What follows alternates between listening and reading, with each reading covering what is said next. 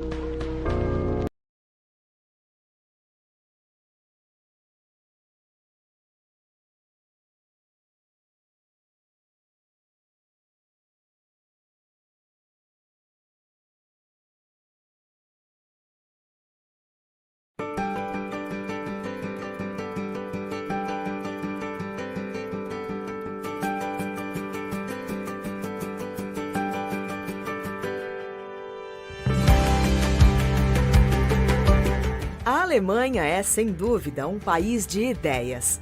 Ela possui uma longa tradição musical, filosófica, tecnológica e científica. Para além dos clichês, o que muitos não sabem é que a Alemanha também é um país multicultural, preocupado com desafios globais atuais, como a questão climática, e grande incentivador da pesquisa e da inovação. Como um país moderno, a Alemanha acredita que ciência de qualidade não se constrói isoladamente. Por isso, ela aposta no alto investimento em cooperação internacional e intercâmbio de conhecimento. Essa colaboração científica e inovativa de excelência é fomentada em todos os continentes, mais recentemente através da rede DWIH, que possui 6 centros espalhados pelo mundo: Nova York, São Francisco, Moscou, Nova Delhi, Tóquio e São Paulo. No Brasil, o Centro Alemão de Ciência e Inovação está localizado em São Paulo, cidade de grande importância científica, econômica e cultural no país. Nossa casa reúne em um só lugar instituições de ensino superior alemãs, organizações de pesquisa não universitárias, agências de fomento à pesquisa, representações de estados e mais. Para promover no Brasil intercâmbio de conhecimento científico, networking entre cientistas e inovadores, geração de novos projetos binacionais, empreendedorismo de base científica, colaboração entre a ciência e o setor empresarial e industrial, informação e orientação. Saiba mais sobre o DWIH São Paulo no nosso site e em nossas redes sociais.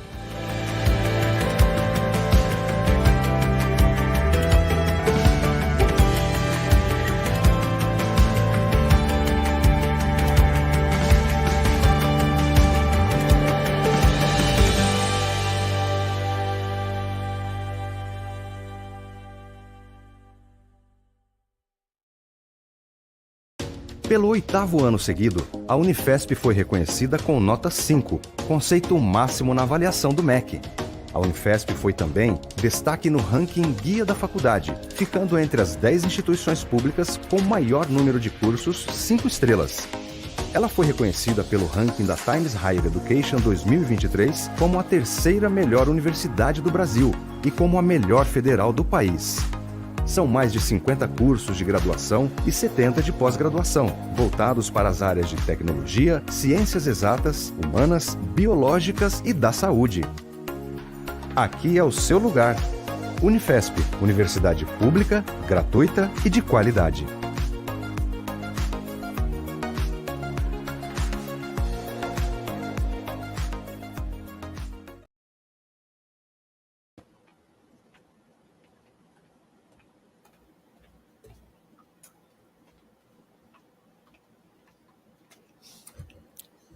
Bom dia.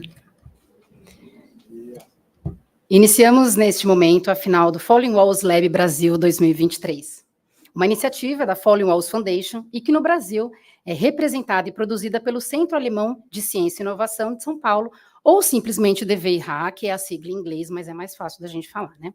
O DWIH é uma iniciativa do Ministério Alemão das Relações Externas, sob coordenação do DAD, o Serviço Alemão de Intercâmbio Acadêmico, que visa promover a aproximação entre Brasil e Alemanha com relação à cooperação científica, parcerias ciência e indústria, bem como inovação e empreendedorismo de base científica.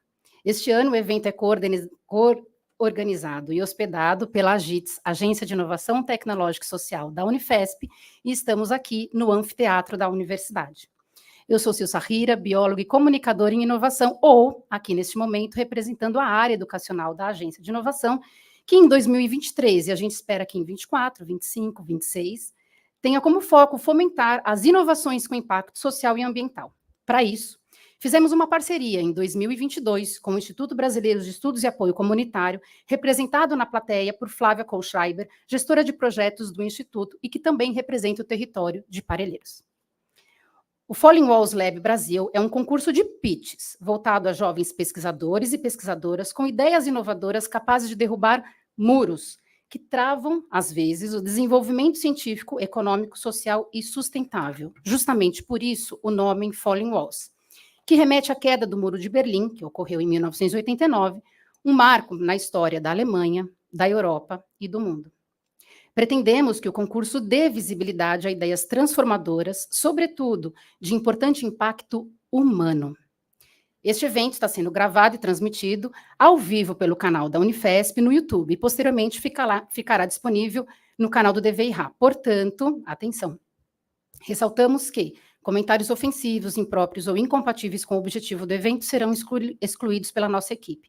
Porém, existe um prêmio do público, e em breve a gente vai postar no chat como que essa votação vai acontecer, para vocês elegerem, tanto quem está aqui quanto quem nos assiste, eleger a melhor pesquisa e quem vai representar o Brasil na final global em Berlim. Neste momento, para abrir oficialmente o evento e dar as boas-vindas, convidamos a reitora da Universidade Federal de São Paulo, professora doutora Rayane Assunção.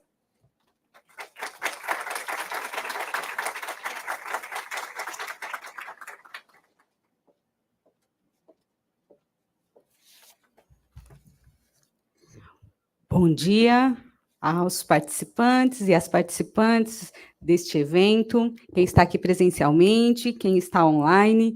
Para nós da Unifesp é um orgulho e uma honra recebê-los aqui e sediar esse evento que coaduna com a nossa política de inovação, né? A nossa AGITS, a Agência de Inovação, ela é a instância responsável aqui na nossa instituição por fazer com que a nossa política, que é de inovação tecnológica, social, em políticas públicas, possa ser implementada. Então, esse evento é um evento que reafirma esse nosso compromisso e uma ação muito concreta no sentido de efetivar, né, ações que possam fazer com que realmente a inovação ocorra, né, porque muitas vezes nós temos a ideia de que inovação é algo que é apenas uma ideia nova, né, mas nós, quando falamos de inovação, nós estamos falando daquilo que é produzido com base científica, aquilo que é produzido com evidência científica e é colocado em larga escala, é colocado para romper com um desafio, para apresentar uma solução, para fazer com que aquilo que foi criado possa impactar socialmente, né, de forma ambiental e do ponto de vista produtivo. Então, esse evento, ele é um evento que faz com que a gente continue acreditando que esses parâmetros, esses princípios, eles devem ser referência para toda a nossa produção do conhecimento aqui na nossa universidade. A nossa universidade, como vocês viram aqui no vídeo, ela tem um compromisso com o impacto social, econômico, político e cultural, mas, de fato, nós sempre dizemos que uma universidade ela é socialmente referenciada quando a sociedade a tem como referência. Então, o fato de termos essa parceria com o Centro Alemão de Ciência e Inovação é, para nós, né, um símbolo de que realmente nós estamos sendo socialmente referenciados, nós somos uma referência na nossa universidade. Obviamente, nenhuma instituição consegue fazer algo isolado. Então, as parcerias, as ações conjuntas, elas são extremamente importantes, porque também entendemos que não tem conhecimento que seja produzido que ele possa ficar, né, restrito a uma única instituição.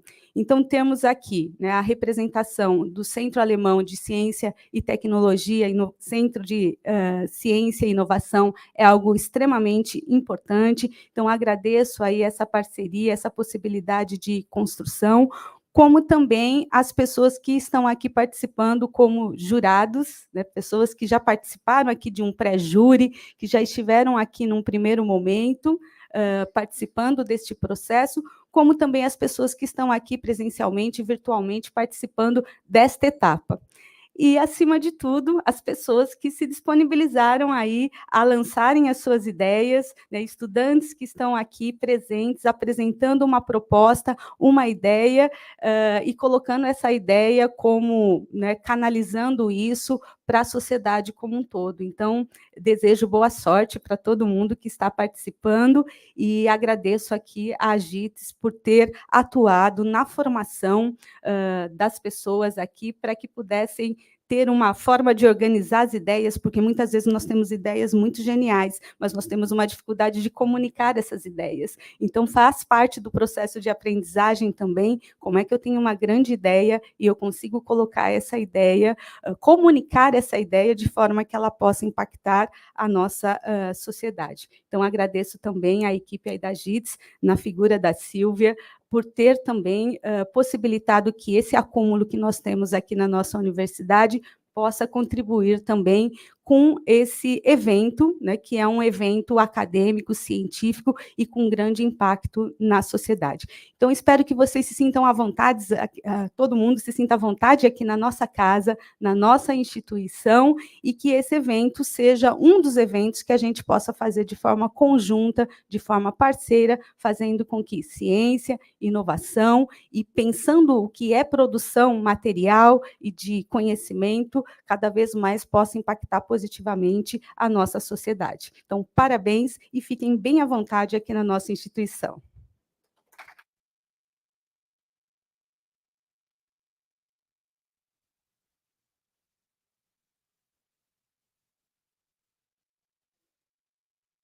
Obrigada, Rayane.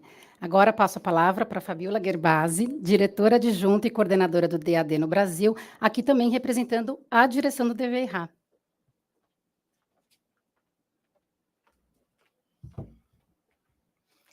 Bom dia, senhoras e senhores. Diria também Guten Morgen, para entrarmos já um pouquinho no clima e pensar em quem aqui estará indo para a Alemanha representar o Brasil.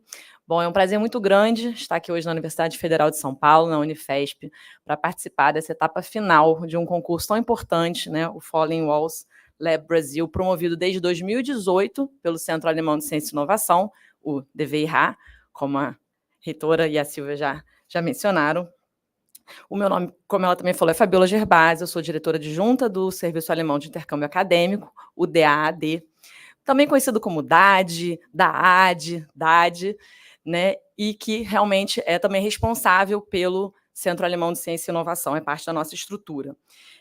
Justamente essa estrutura, né, essa ideia de ter o DWIH dentro do guarda-chuva do DAD mostra o nosso compromisso com a inovação, né, para além do fomento à pesquisa propriamente dita, né, já que é parte da missão do DAD apoiar pesquisadores como vocês na busca por soluções para uma sociedade cada vez mais complexa.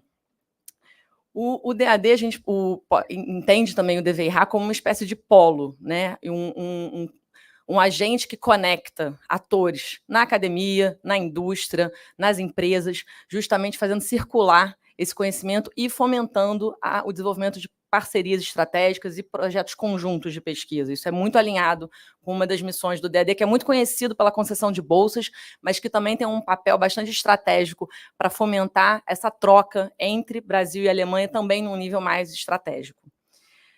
Bom, antes de chegar ao ponto que nos reúne hoje, né, chegarmos de fato ao momento do concurso, eu queria agradecer a presença e saudar os membros do júri que estão aqui hoje, doando seu tempo para essa causa tão nobre. E também saudar o público que está nos assistindo pelo YouTube, participação, né, isso aumenta o alcance do nosso concurso. E agradecer também muito à nossa anfitriã, a Unifesp, aqui representada pela reitora, a professora doutora Rayane Assunção, e o apoio da Silvia, representando a AGIT da Unifesp. Também gostaria de citar a presença do cônsul de cultura do consulado alemão aqui em São Paulo, Johannes Wanner, e da Bárbara Kona, colega da Câmara Alemã, vice-presidente executiva da Câmara de Comércio Alemã aqui de São Paulo.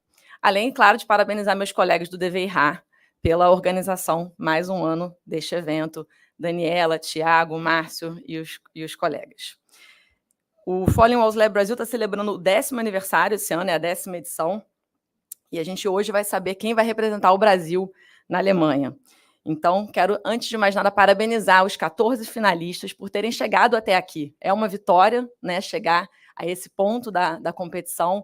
Então, parabéns para todo mundo. Muito bom trabalho de chegar a esse momento. Vai ser um prazer assistir as apresentações de vocês, que certamente vão inspirar o público e os próprios jurados a tentar um pensamento fora da caixa, né, um pensamento inovador que possa quebrar barreiras na ciência e impactar a sociedade, que é o grande objetivo aqui, né, o que a gente vai estar olhando quando assistir as apresentações de vocês. Para fechar, eu queria comentar, né, que justamente para a inovação, o fomento à inovação está no cerne do nosso trabalho, tanto do DAD quanto do DWIH. E isso é conhecido nessa faceta da oferta de bolsas, né, o DAD oferece mais de 250 programas de financiamento individuais e institucionais, está presente em mais de 60 países e apoia, em média, 100 mil intercambistas, sejam alemães ou estrangeiros por ano, né? Um número muito expressivo, e a gente gostaria de incentivar vocês a buscar as ofertas do DAD, que vão além da bolsa individual, né? Justamente buscar o apoio a projetos também bilaterais, que a gente percebe na nossa experiência, que realmente dão frutos de longo prazo para sustentar e promover essa ponte entre os dois países. Aconselho que vocês nos sigam no Instagram, como pessoa da comunicação, tem que sempre puxar, né, a sardinha para o nosso lado. Estamos presentes no Instagram, no YouTube, no LinkedIn, o DWIH está presente no LinkedIn, e lá vocês ficam sabendo sobre todas as ofertas, para depois, inclusive, desdobrar os projetos de vocês em possibilidades de fomento na Alemanha. Bom, então, já falei muito, vamos ao que realmente interessa, vamos assistir aos projetos de vocês em diversas áreas do conhecimento, e torcer para que estabeleçamos aqui hoje novos paradigmas e saiamos inspirados.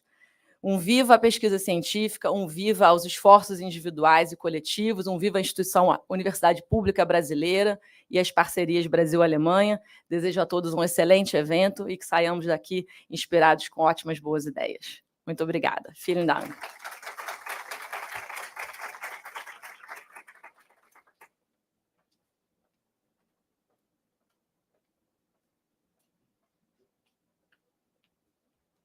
Então, como a Fabiola já anunciou o Johannes, eu vou pedir para que o Johannes venha até aqui para falar trazer algumas palavras. O Johannes Werner é cônsul de Ciência e Cultura do Consulado Geral da Alemanha em São Paulo. Por favor.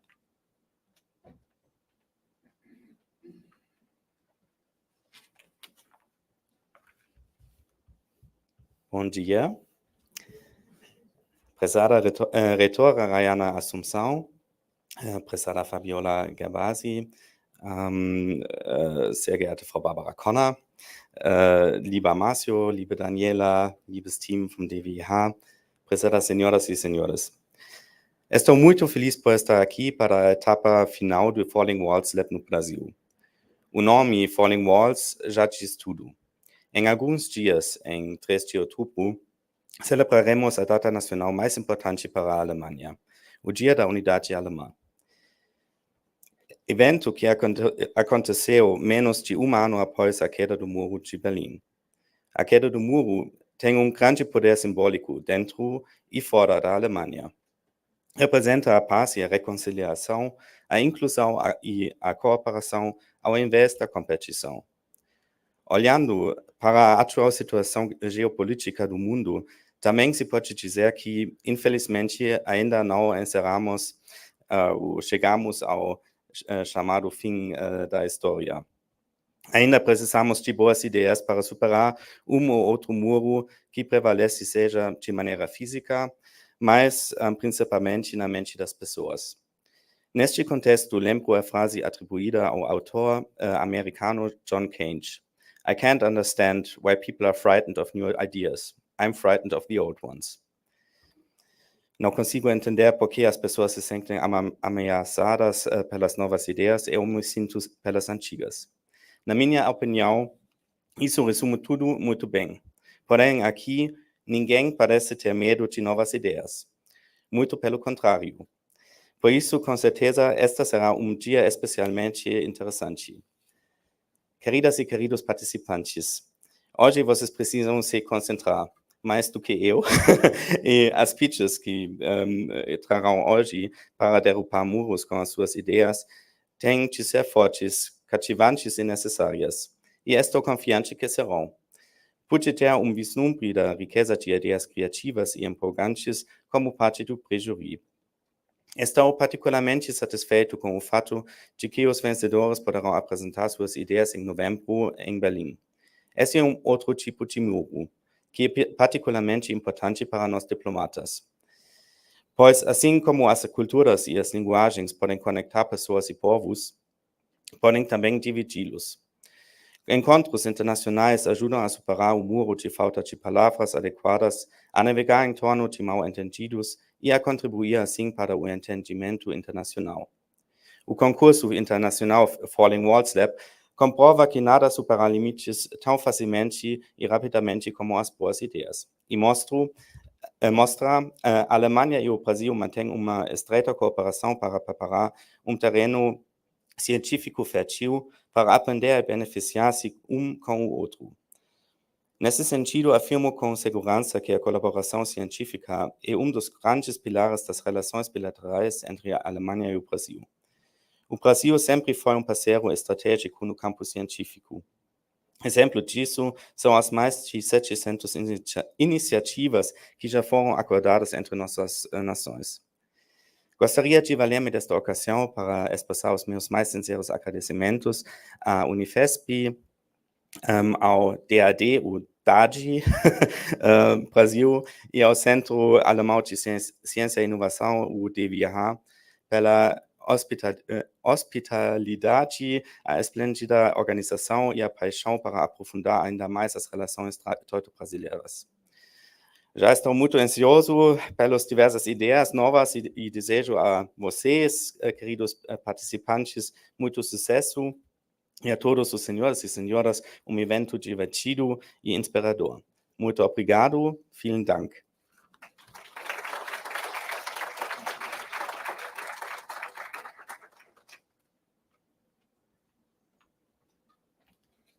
Obrigada, Johannes. Esta edição brasileira do Falling Walls Lab recebeu 45 candidaturas. Para avaliar todas as inscrições, contamos com um pré-júri que analisou as ideias recebidas e formaram um grupo de 15 finalistas que vão se apresentar hoje. Participaram do pré-júri, Andréa Camargo, pesquisadora do Instituto de Física de São Carlos da USP. Hoje, Andréa mora em Berlim e lidera o grupo de pesquisa no BAN, Instituto Federal de Pesquisa de Materiais da Alemanha. Durante a avaliação do pré-júri, ela também era embaixadora da Fundação Alexander von Humboldt no Brasil. Carla Duarte, pesquisadora na área de Planejamento e Gestão Ambiental na Unifesp e vice-diretora da AGITS. Johannes Warner, que estava aqui, cônsul de Cultura e Ciência do Consulado-Geral da Alemanha em São Paulo. Karen Valverde, ex-bolsista DAD ou da AD e chefe do Departamento de Engenharia Química da Universidade Federal da Bahia. Zoren Metz, pós-graduado em Gestão Ambiental, presidente do Conselho do DWIH e Senior Manager para a América Latina do Escritório de São Paulo da Universidade Técnica de Munique.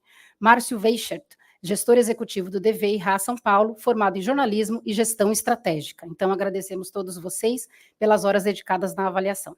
Mas agora, para eleger os 3 primeiros colocados desta edição do Falling Walls Lab Brasil, a gente conta hoje aqui no auditório da Universidade Federal de São Paulo, um júri multidisciplinar. Então, vamos a eles. André Luiz Brandão, professor e diretor da iniciativa GCRIP na UFABC, tem doutorado em computação pela Universidade Federal Fluminense, mestrado em informática pela Universidade Estadual do Paraná e foi vencedor do Falling Walls Lab em 2015. Bárbara Conner, vice-presidente executiva da Câmara Brasil-Alemanha de São Paulo, foi CEO da Câmara Alemanha-Argentina em Buenos Aires e responsável em Berlim pela Federação das Câmaras Alemãs de Indústria e Comércio e pelas relações com as Américas do Norte e do Sul. Bárbara graduou-se em Economia e Ciência Política pela Universidade de Colônia. Elbert Macau, docente do Instituto de Ciência e Tecnologia da Unifesp. Anteriormente fez carreira no INPE, mas é graduado, mestre e doutor pelo ITA. Foi pós-doutorando no Chaos Group, da Universidade de Maryland, Estados Unidos. Chaos Group, né, Elbert? Uhum. Fabiola Gerbasi, graduada em Comunicação Social pela Universidade Federal do Rio de Janeiro e em Design pela Universidade do Estado do Rio de Janeiro. Fabiola é coordenadora de comunicação, como ela comentou, e diretora adjunta do DAD no Brasil. Faz mestrado em mídias criativas na UFRJ.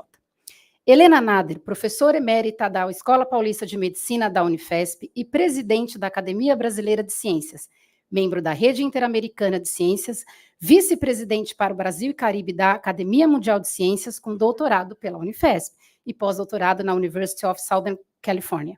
Durante a pandemia, nos finais do Falling Walls Lab 2020 e 2021, fez parte do júri online. Sabina Righetti, pesquisadora no Laboratório de Estudos Avançados em Jornalismo, no Programa de Mestrado em Disseminação de Ciência e Cultura da Unicamp, é cofundadora da agência Bore, tem mestrado e doutorado em Política Científica e Tecnológica pela Unicamp, com estadas em pesquisa na Universidade de Michigan e Graduate School of Education de Stanford. Entre outros prêmios, recebeu o Prêmio José Reis de Divulgação Científica na categoria Jornalismo de Ciência e foi minha professora na Folha de São Paulo, que é a parte mais legal para mim. Vanessa Sensato, diretora de operações da Agência Sabiá e diretora de Inovação e Tecnologia para a Associação Nacional do Mercado e Indústria Digital, graduada em Comunicação na Universidade Estadual de Londrina, com intercâmbio na Universidade de Hamburgo, na Alemanha. Tem mestrado em Política Científica e Tecnológica pela Unicamp, onde finaliza seu doutorado. E também ministrou cursos de treinamento online nas finais do Falling Walls Lab em 2020 e 2021. Bem, esse é o júri, que compõe, né, diversas áreas do conhecimento estão aqui representadas, e setores acadêmicos, científicos, empresarial e de empreendedorismo e inovação. Então, vamos agora àquela famosa pergunta: quem vai ganhar o Falling Walls Lab Brasil? Ganha o quê? Então, a gente tem um vídeo mostrando o que o primeiro colocado ou primeira colocada vai ganhar, e, na sequência, as regras do evento que a gente vai começar já já. Prêmios do Falling Walls Lab Brasil 2023. Prêmios do primeiro lugar. Viagem a Berlim com passagens aéreas e hospedagem pagas para participar da final do Falling Walls Lab 2023. Participação em Brain Dates e atividades complementares. Troféu e certificado. Prêmios para segundo e terceiro lugares, bem como prêmio do público. Troféu e certificado.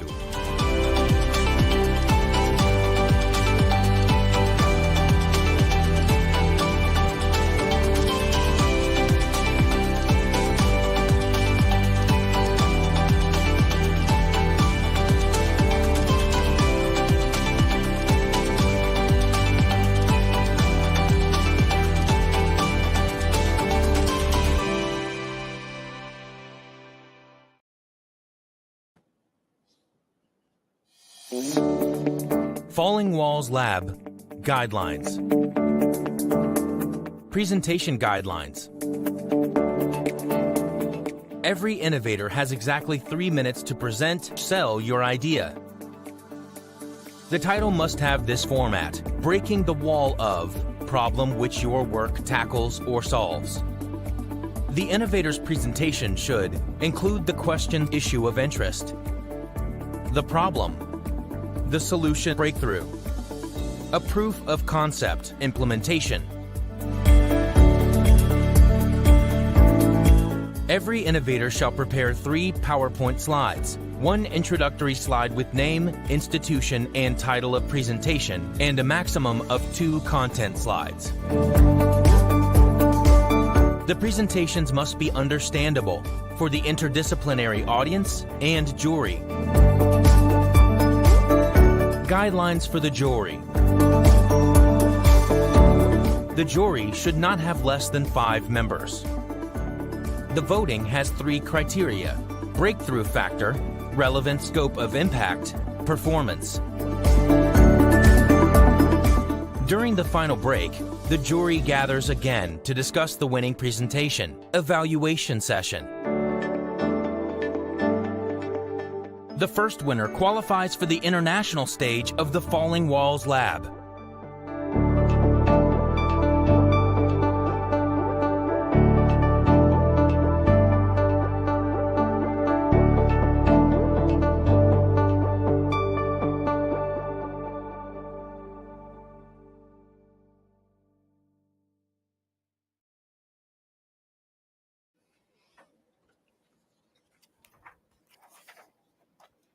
Então, agora todo mundo está ciente das regras.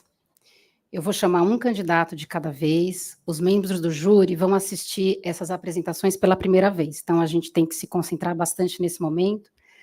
Após cada apresentação, júri, candidato ou candidata tem 1 minuto de perguntas e respostas. Então, júri e candidatos, vocês têm que ser bastante objetivos, porque aí a gente consegue elucidar melhor as perguntas. Antes de começar a série de pitches, a gente tem uma informação, né? Eu falei para vocês que foram 15 pessoas selecionadas, mas um dos candidatos dos Estados Unidos não pôde vir ao Falling Walls devido a algumas orientações de regras de imigração daquele país. Então, quem sabe, no futuro, ele participe de outras Falling Walls aqui no Brasil ou nos Estados Unidos. Então, a gente vai começar o concurso, como foi falado, gente, 3 minutos para apresentação, tá? Now I am switching the language because this part of the event will be running in English. First presentation. So our first candidate is Roberto Portes, from São José dos Campos. He is PhD candidate at ITA, Instituto Tecnológico da Aeronáutica, and he wants to break the wall of toxic waste in paper production. Good morning. Do you know that the paper and pulp industry not only produces paper, but also a toxic waste? Next. Also,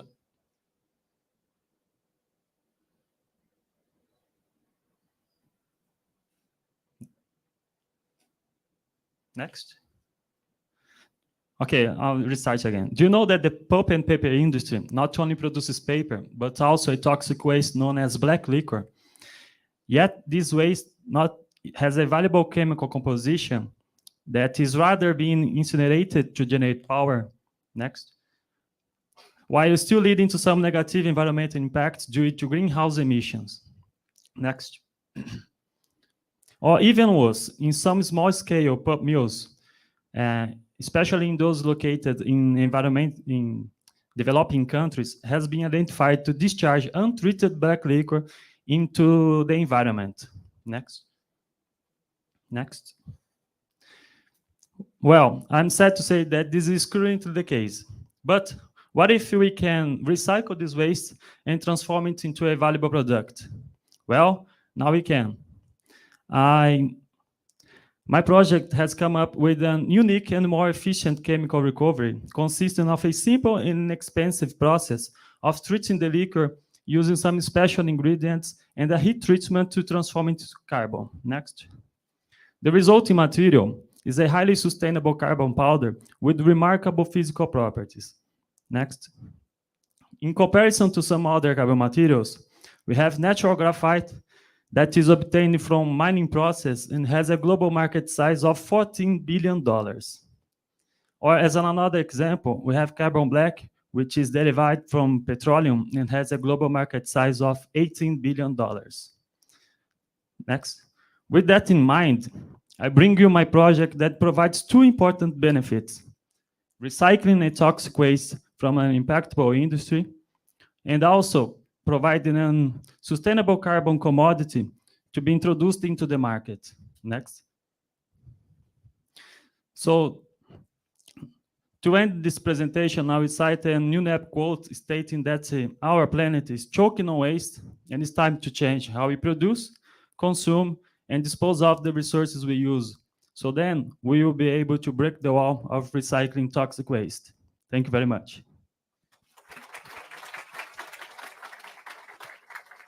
Thank you, Roberto. So, jury, you have 1 minute for questions.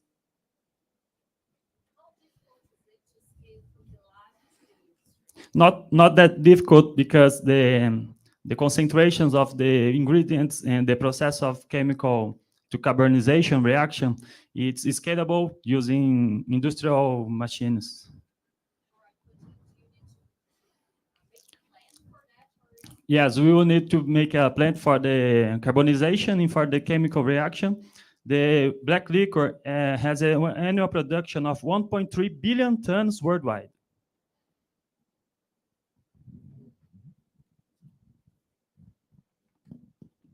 More questions?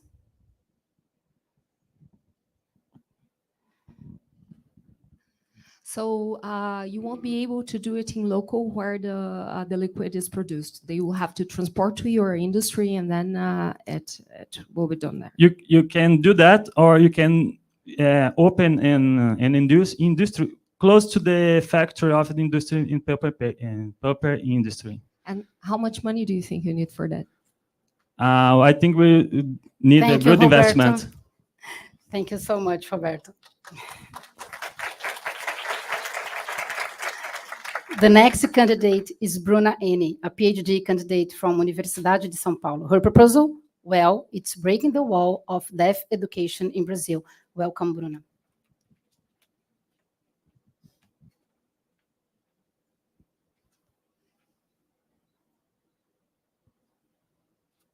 Well, If you're hearing, you probably didn't quite get what I just said. That's what happens. Next, please. That's what happens to 5% of Brazilian population who is deaf or hard of hearing. This sums up to almost 10 million people. Today, I'm going to tell you the story of Isabella. Isabella was born deaf, and she has Brazilian Sign Language as her native language. Next, please. Just like 95% of the deaf community, Isabella was born into a hearing family. That means both her parents are hearing and can communicate with her since the day she was born. That's why these social barriers in her own home have impaired her education throughout her entire life. Next, please. Isabella is then 57 times less likely to enter higher education when comparing to her hearing classmates. To solve this issue, we created Sinaliza Enem. Sinaliza Enem is the first and only online prep school for deaf students in Brazil. Our methodology is developed by deaf and bilingual hearing teachers directly in Brazilian Sign Language from scratch. We achieved a 80% admission in the last test with our students with essay grades that rose by 250% in just after 1 year of prep school. Remember Isabella I told you about? Isabella is a real-life character, and she was our student last year. She got admitted to 4 different top universities in Brazil. Isabella's success is just one example of how impactful our methodology is in the life of deaf students. Thank you.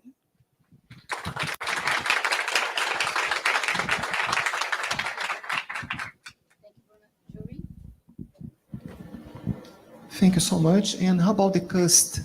How much it costs to have this used? Our prep school costs about 250 reais a month for the students.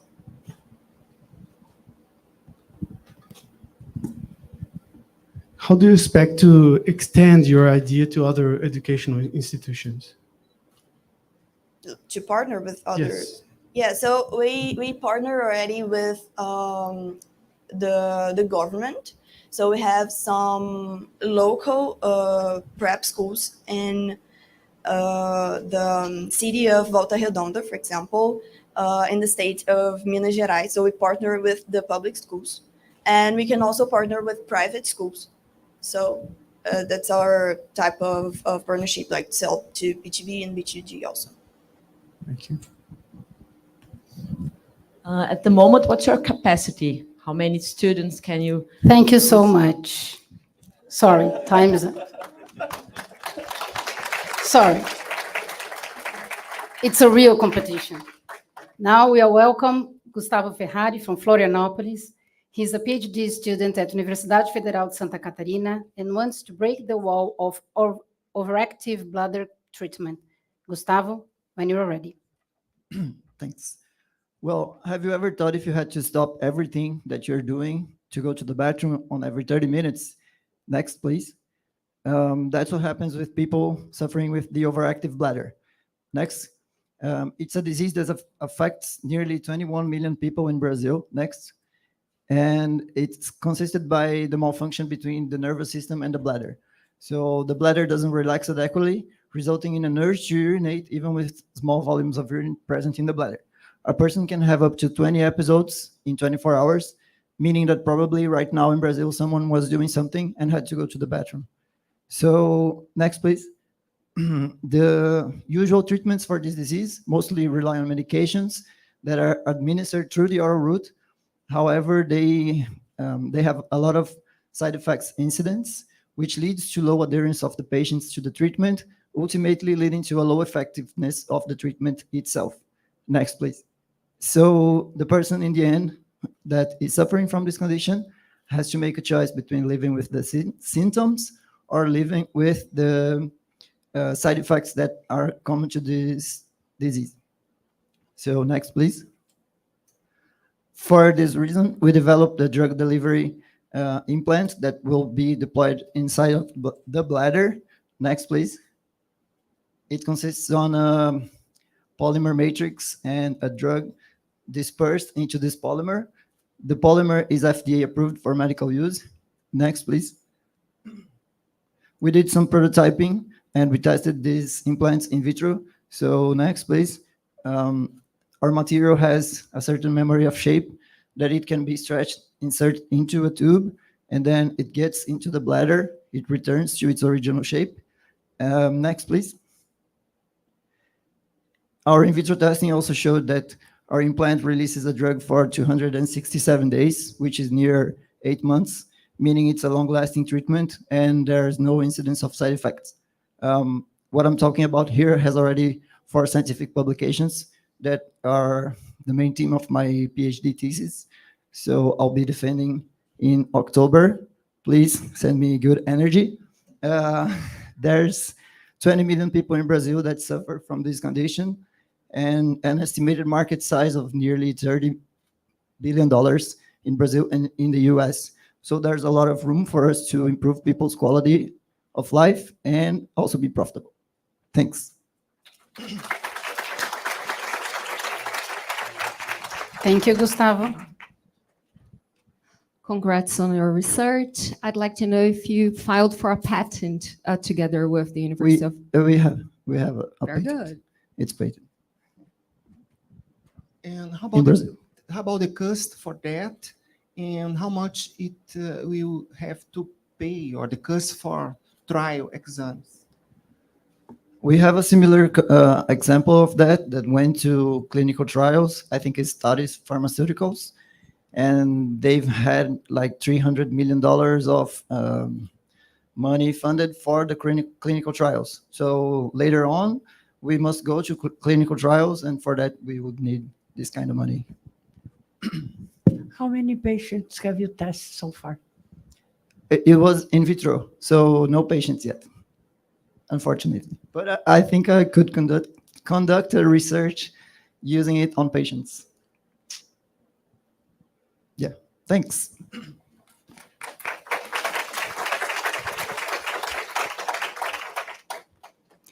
The next participant is local, Kawan Paz. He studies here at Unifesp. His research wants to break the wall of water analysis. Kawan, the spotlight is on you.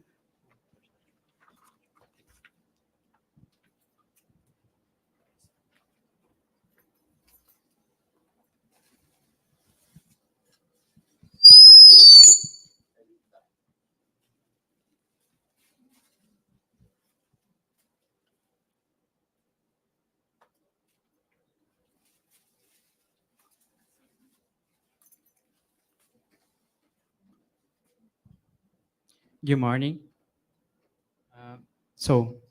Next. This is David Santos. David is a child from Lagoa do Boi in Brazil, Bahia. In this photo, David had almost 2 years. Next. He is from this part of Brazil. In 2020, David lost his life due to consuming water contaminated. In the same week, 20 more individuals in the same city had the same symptoms that David had and had to be hospitalized. Next. The World Health Organization gives the information that 28,000 people dies every single year, just in Brazil, for consuming water contaminated. So, imagine if we could see how good or bad our water is. We could avoid the situation that occurred with David. Next. So you don't need to imagine it. You can see. Next. This low-cost equipment, in this screen, you can see the values of pH, total dissolved solids, and conductivity of the water. This equipment costs something about $30. So it's cheap, it's a user-friendly equipment, and it is easy to maintain. Next. So David died for contaminated water. If the community had an equipment like that, he could be alive. So this equipment, it empowers the citizens to press governmental agencies to say, like, look, my water is not good.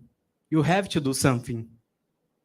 So with this equipment, you can see all the information on a screen and see how good your water is. That's it. Thank you.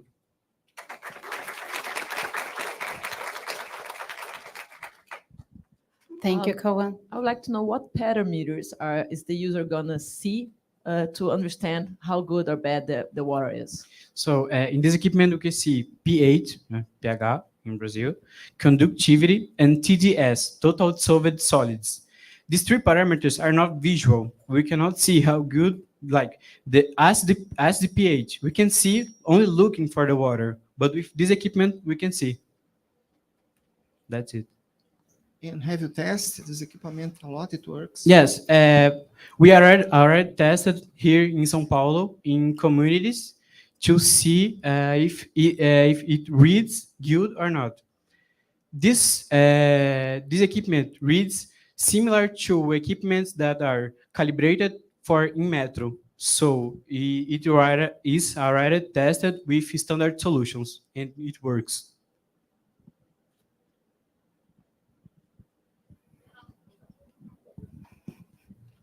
Thank you.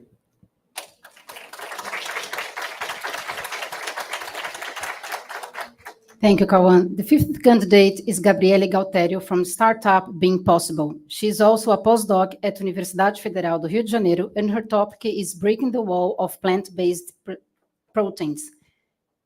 Gabriele. Good morning. Next.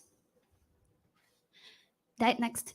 Due to the intense agro-industrial activity, almost 1 billion tons of byproducts is generated in Brazil.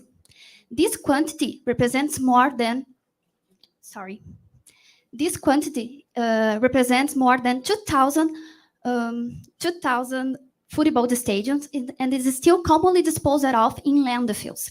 Can you imagine it? On the other hand, agro-industrial byproducts can be reused with sustainability and innovation as a source of new food ingredients, stimulating the circular economy and boosting new markets. Next. Talking about new markets, more than $100 million is the value of the Brazilian plant-based market projected by 2025. The production of plant-based foods instead of those animal origin has several environmental advantages, such as lower greenhouse gas emission, land space, and water consumption. However, the growth of the Brazilian plant-based market has limitations due to a lack of local ingredients, especially plant proteins, that mimic technological and sensory properties in plant analog products. More than 95% of plant proteins used in these products are imported, which impacts in their final price and the access to the population. Next. At Being Possible, a science-based food tech, we are creating protein ingredients from byproducts of common bean processing to be applied industrially in plant-based foods. Next. Common bean byproducts are hard to cook, dark, cracked, and uneven beans. They are not used for human diets, but are rich in proteins with good properties to be applied in plant-based foods, such as meats and dairy analogs, bakery products, snacks, and supplements. Also, its reuse doesn't compete with the whole grain consumption and can be an alternative income to small and medium-sized producers. Next. Until now, we have already developed the technology at lab scale, which makes it possible to obtain an ingredient with protein content above 90%. Next. My team and I are carrying out technological and application tests on the ingredients we obtained. Our next step is to scale the production to a pilot plan, allowing us to deliver local and sustainable ingredients to the market, contributing to the popularization, accessibility, and Brazilian essence of plant-based foods. Finally, I'd like to emphasize that my team and I are passionate about to transform byproducts into new food ingredients, and we are engaged to make this possible. Thank you. Hi, how do you plan to engage people to consume plant-based food? There's a lot of benefits to consume plant-based foods, but we know that we need to popularize this type of products, not only to inform the people of the benefits, but also to create, like the strategy that we are doing, national proteins that make these products more accessible to the popularization, to the public. Very briefly, how do you test for contaminations that are no good for human health in some plants?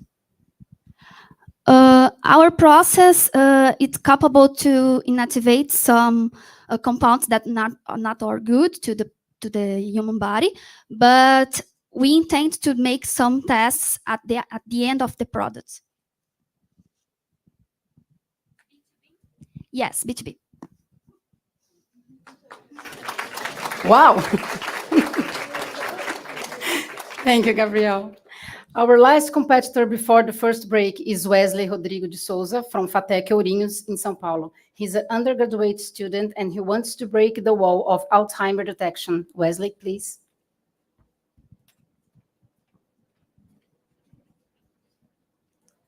Good morning. Hello, hello everyone. It's a pleasure to be here. Next, please. I would like to meet Tommy. He is 62 years old, heterosexual, married to Kate, with whom he has 2 children. He really enjoys cooking and playing soccer. Recently, he sought medical help due to memory problems and difficulty in simple activities like cooking, which he enjoys so much. An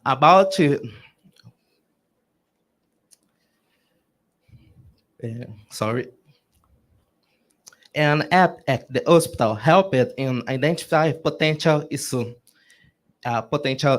enabling him to be diagnosed with early-stage Alzheimer's disease. Next.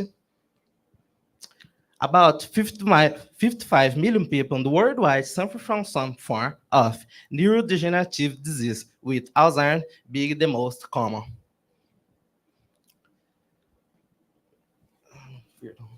Next. Why there is no cure, with early identification, assist Tommy and his family in preparing and allow doctor to slow down for progression of the disease. This app works in straightforward manner. Tom views a series of the images, and as the image tell history, and as the images progress, he narrates.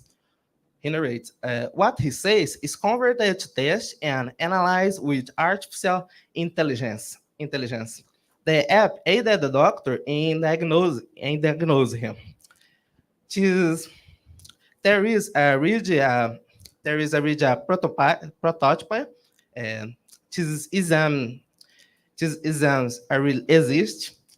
There is a prototype with promising results that utilize real data. It will not replace the doctor or other exams, but will provide assistance, provide assistance detection for Alzheimer's disease. Another point is that will be a simple and a low-cost exam, making them more accessible. So the app helping in identification for Alzheimer's detection. Thank you very much. Thank you.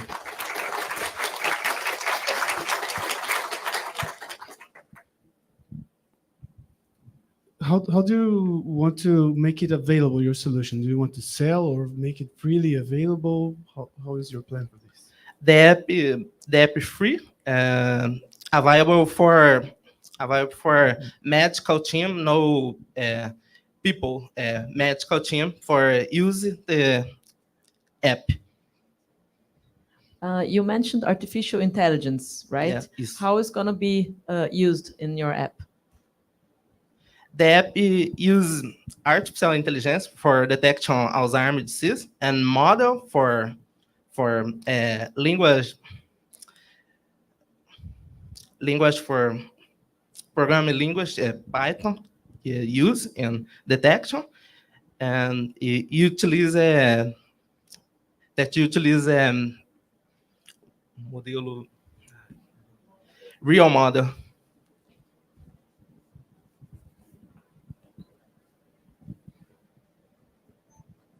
Thank you, Wesley.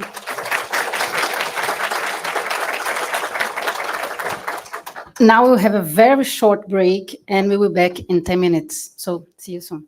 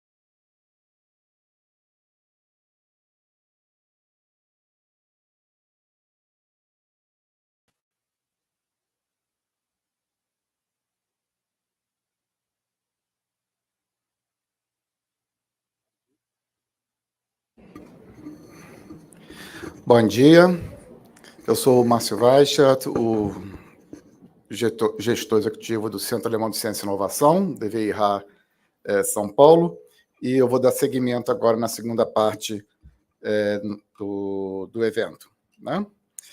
Bem, and we need now to switch to English again, and now we will have 8 more pitches.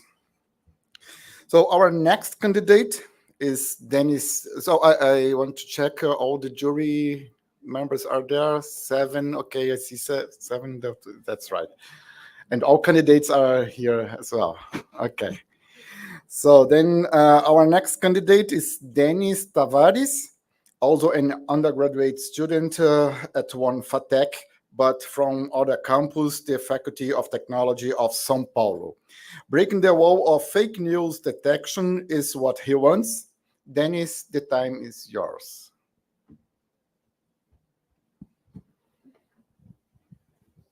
Good morning. To control information is to hold power over people. One problem that we have in today's society, and it's really difficult to tackle, is fake news. One can think that it's easy to differentiate fake news from true information, but that's not often the case. Let's do a mental experiment. I will show you some headlines, and you guys try and think if the headline is from a fake news or not. Next. Next. Breaking. The COVID vaccine can turn you into a crocodile. Let's think. There was a little problem, but let's continue. How had Lipson back? It's because the animations are automatic. So back to the, stop there. No. Technical problems. Back. Yes. No, stop. Yes, you can stop there. How Hod Lipson is creating conscious robots capable of reproducing. Think about it. And groundbreaking green energy breakthrough to end fossil fuel dependence. There are several studies that say we are at least 70% more likely to share a fake news than a true news. And that's no coincidence. Fake news are made to be spreadable. They are made to be appealing. So what can we do to fight in this dangerous scenario? Next.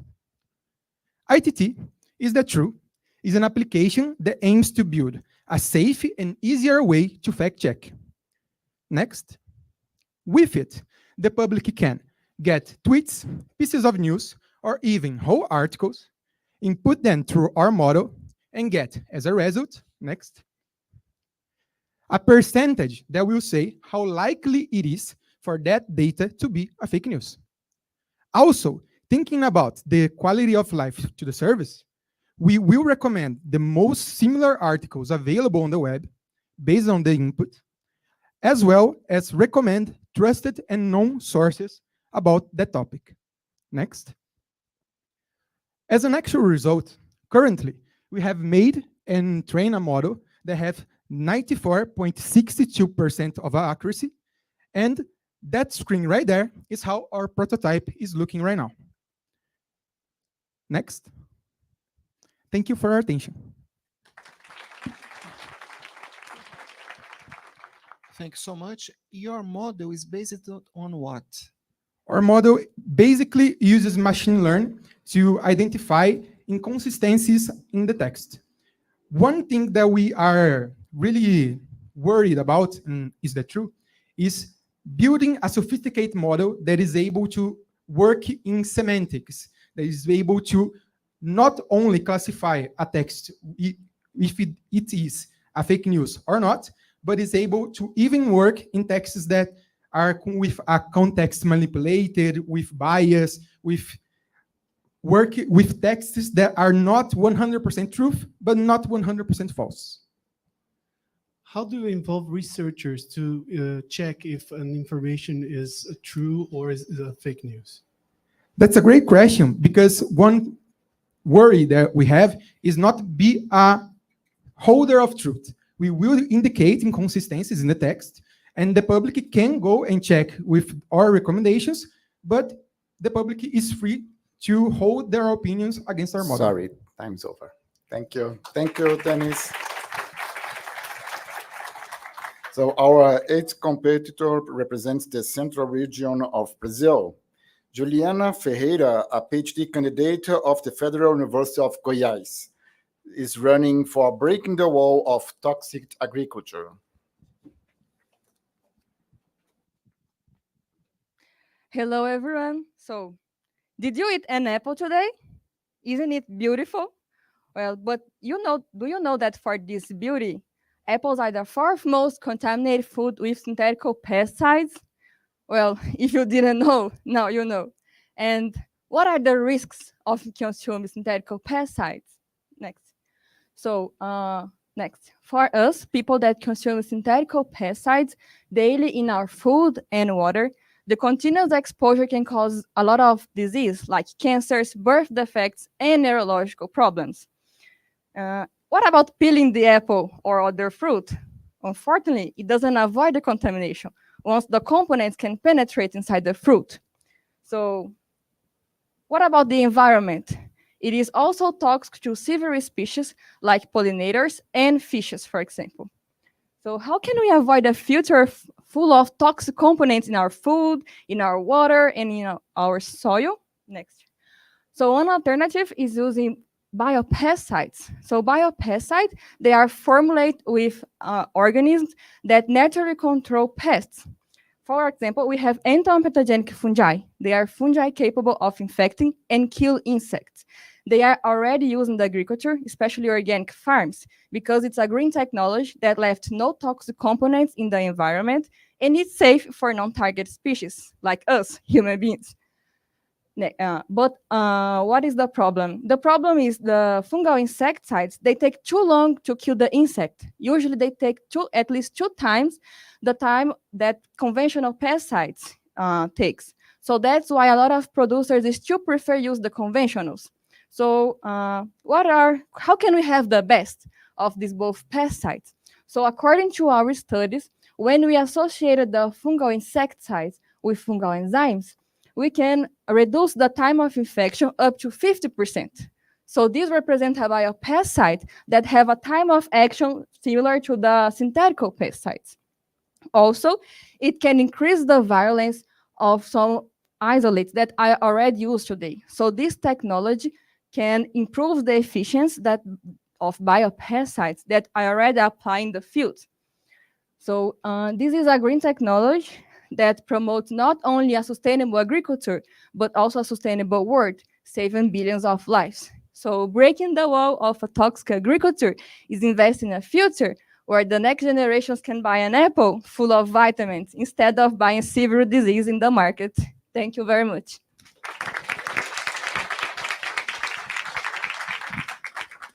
Thank you so much. How about the cost to produce that?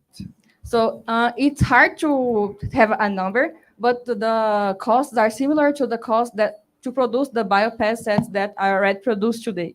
But to have a number, it has a lot of factors that imply to have a number.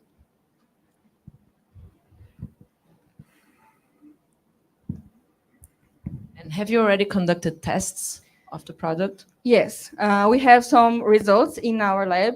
So, but we still are finishing to finish a patent. Have you perform any field? No, tests? this is our next step.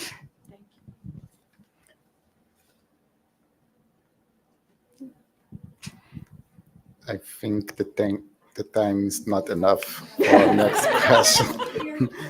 Okay. Thank you very much, Juliana.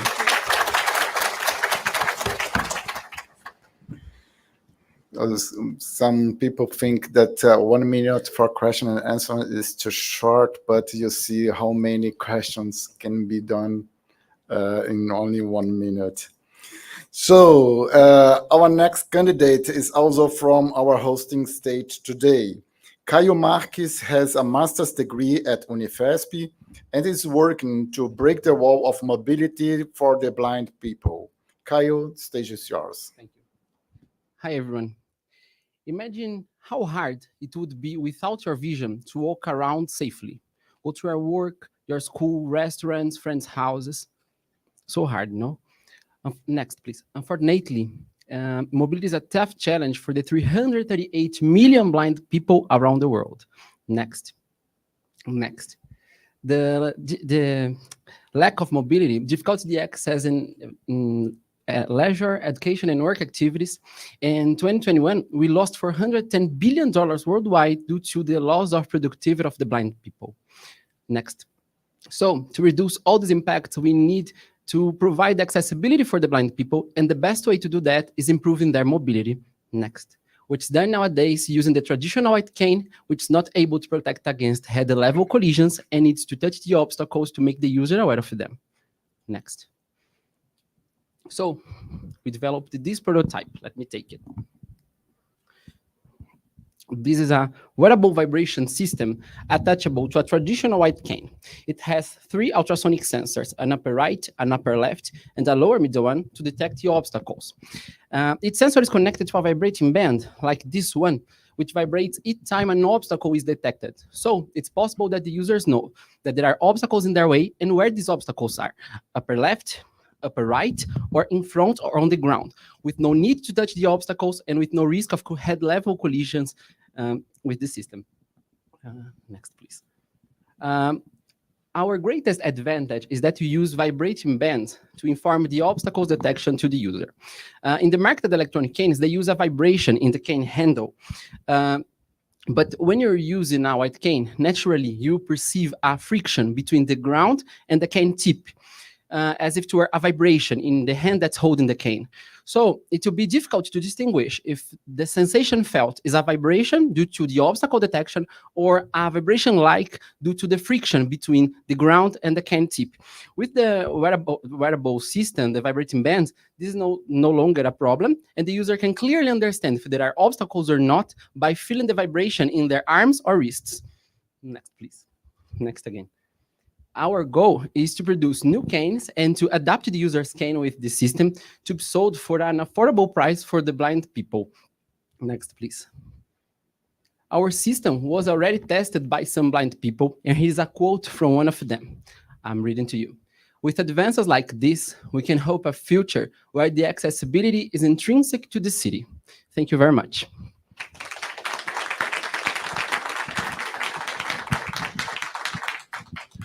How do you deal in your approach with moving objects like cars or pets or something like that?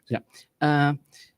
When we use this prototype in some on the streets and pedestrians and things moving like pedestrians, we can deal with that, and the user can clearly understand the vibration. But what we think, when you are on the ground, like in subway station or these things, the user can have the option with turn this function off and use the cane only with their original function. For this reason, we used our traditional white cane with this system.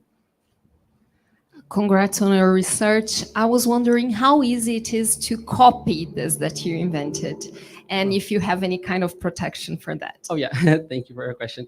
A patent process is ongoing with ENPE, and we're trying to protect that. Thank you. Time's over. Thank you. Thank you, Caio. The 10th competitor is Elias Barbosa from the Federal University of Pernambuco. He is an undergraduate student, and his research looks for breaking the wall of lifelong tropical diseases. Elias, please. Thank you. Hi, everyone. So for today, I'd like to share with you a personal story of mine. My best friend, she's a math student, and we've known each other for quite a long time, and she always has dreamed of becoming a surgeon. However, a very common, although hidden condition prohibited her to follow her dream. She got leprosy. Next, please. And I didn't know that before, but in fact, she's not alone, since 1 in 8 people are at risk of neglected tropical diseases just as leprosy. And more interestingly, the disabilities and chronic conditions derived from such diseases accounts for more than $16 billion of global economic burden. More than that, There is no regenerative medicine approach approved to tackle those issues, those lifelong scars and conditions derived from these diseases, such as the scar on this little child's face, the lesion in this man's body, and the ones on my best friend's hands, whose hands cannot perform a surgery anymore. Next, please. So, to address this issue, I'm proposing here there's a multifunctional approach. I'm deriving stem cells from the patients through a process called reprogramming. Through this process, I'm able to build two structures. The first one, a three-dimensional structure that mimics the skin, so we can test drugs on it and therapies, thus providing a personalized approach to test drugs for these individuals. And the second one, a more practical approach. The first stem cell bandage for tropical diseases that utilizes a skin, a tilapia fish skin scaffold and the patient's stem cells to then boost the regeneration of the patient's skin. The tilapia fish scaffold has already been approved for treating burn injuries and has cut in half the treatment costs for burn injuries. And now, by combining it with the stem cells, I'm proposing here a new level of regeneration of our skin that has already been proved by the tilapia fish skin scaffold and the skin grafts from the stem cells. So with that, I will be able, and with your help, I'll be able to witness my best friend performing a surgery. And I hope that that can become a new invention in the field of regenerative medicine for tropical diseases. I thank you for your attention. Next, please. And I thank my mentors at the Kesazam Institute and at the Harvard Stem Cell Institute. And I'm happy to take any questions. Thank you. What is the breakthrough in this IAPS model? So the breakthrough is really generating this personalized model for tropical diseases, which is non-seen, and also developing this regenerative medicine approach, because nowadays the approaches tackle the disease per se, so the inflammatory phase, but not the chronic phases. So the scars, the lesions, the loss in function of the skin, they remain forever in these patients that I showed you before. I mean, today, we don't have anyone here with these diseases, but that can be up to 1 billion people around the world. It is 1 EA people. One question more. Can you extend that approach for other diseases, right? Yes, for other diseases and for other skin lesions. So wounds, diabetics, wounds also, and burn injuries and other purposes as well. Time's over. Thank you. Thank you, Elias.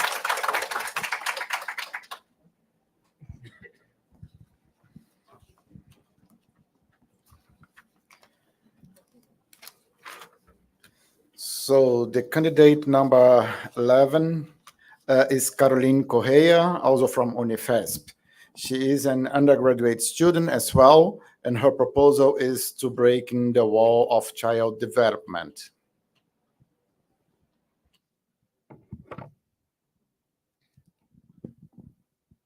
Hello, everyone.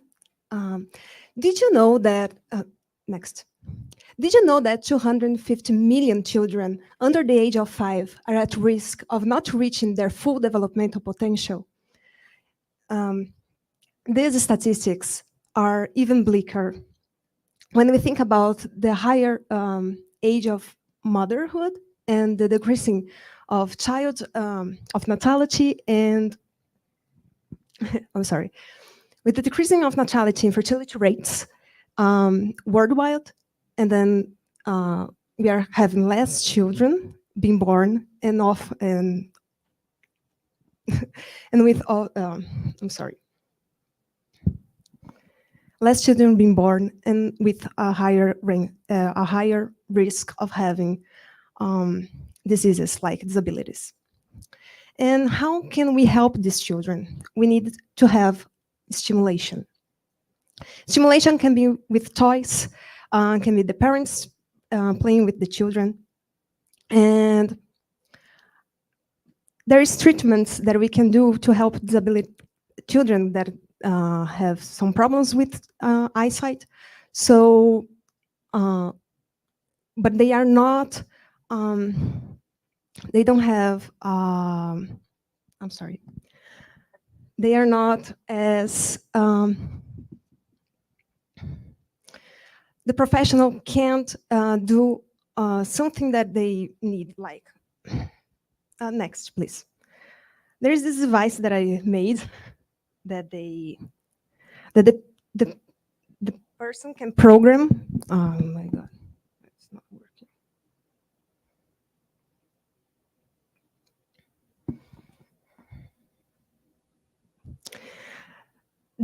The people can program this and take it home, so the child can be stimulated visually. They can change the colors and the intensity of color. The people can do too, the professional can also do the frequency of blinking, and this can stimulate the child that doesn't see. It's between 0 to 5 years old, they have the most neuroplasticity. So that's why they have to be stimulated at that age. And then they can take it home and be stimulated there too. So that's why this is important. This is a breakthrough. This is made with 3D printing and Arduino, so it can be replicated also. So we can do it on other countries as well. Thank you.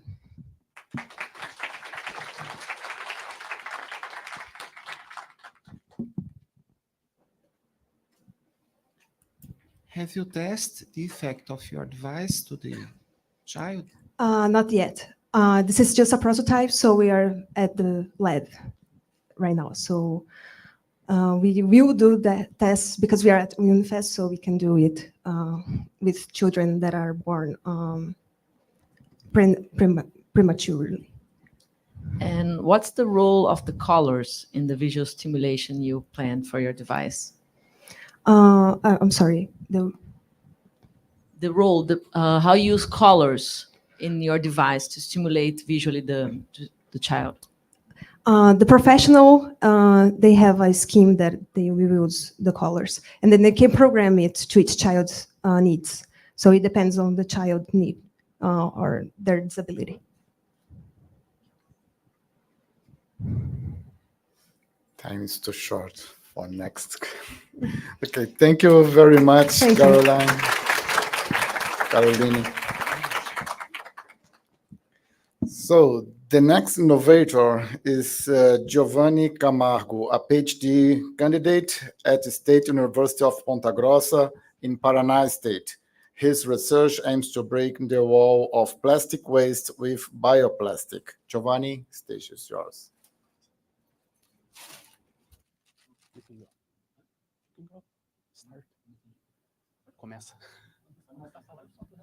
All right, good morning, everyone. So as I am starting it right now, first I want to share a meal that you have later. Wait a second. Apologies. So I will have this later, and it's great fruit. That's the reason on why I research about fruit. I like so much. It's good for all of us. But there's one thing here that's bad for all of us. Afterwards, there will be a plastic waste. That's a terrible thing. Next. So I asked an AI to create a new image for this presentation involving plastic and the earth. The result is very good. Next. I think that encapsulates here the problem of plastic in the world. The world is wrapped in plastic, and it's a problem for everyone, for society, for public health, for the economy. That's a big, big trouble. Next. We live in the plastic age, and I believe that we must solve this issue. So what can we do? Next. In order to do that, I believe that we can get two things right. The first one will be to use renewable materials in order to fabricate plastic. Materials that are good for the environment after we dispose of them, and materials that are easy to replenish. So a good example, one that I could research, is cassava. Cassava can be a fountain of renewable material. We can get the starch of cassava, and with this, we can use the knowledge of thermoplastic manufacture. With this, we can use heat and pressure to fabricate plastic-like structures, like this one. I will explain how to do it very fast. It's like making a sandwich. So first off, you mix the water, cassava starch, and a plasticizer. You put it over very hot metal plates, and you press it, just like pressing a sandwich grill. After you are done, you get a plastic. It's so simple. In fact, it's so simple that I have one with more grapes that I can eat later. So I can get an option of bioplastic, but even though I got it, I believe that I can do something else. And the differentiation of it, something that will make it more attractive, is to add in this blend natural occurring things, substance like essential oils that can conserve the food that is inside of it. Next. So our roadmap here, I already got the material. We are testing. The results are promising. And our next step is, after our success is comproved, we can get to B2B models, get after companies that will be able to make this bioplastic available to other companies, and then we can spread this and make this plastic more useful for the general public. And then in the end, I will get my final objective, which is to make bioplastic available for the wide population with a solution for post-harvest of fruit. Thank you very much, and now let's proceed to questions.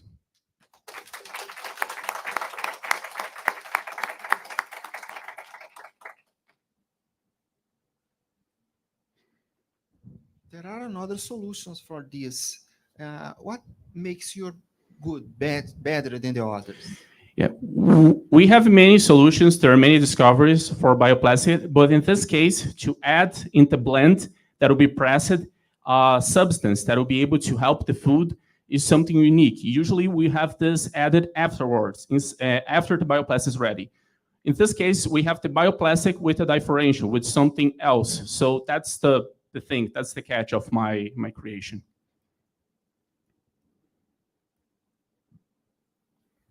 How about costs to scale this? So the cost of bioplastics, that's a complicated issue. Usually it's twice, thrice, but the thing is, the long run, it will be very beneficial. There are legislation that is limiting the plastic waste. It's very good for marketing when you exhibit this kind of product. So that's the long run that we are thinking here. Thank you. Time's over. Thank you, Giovanni.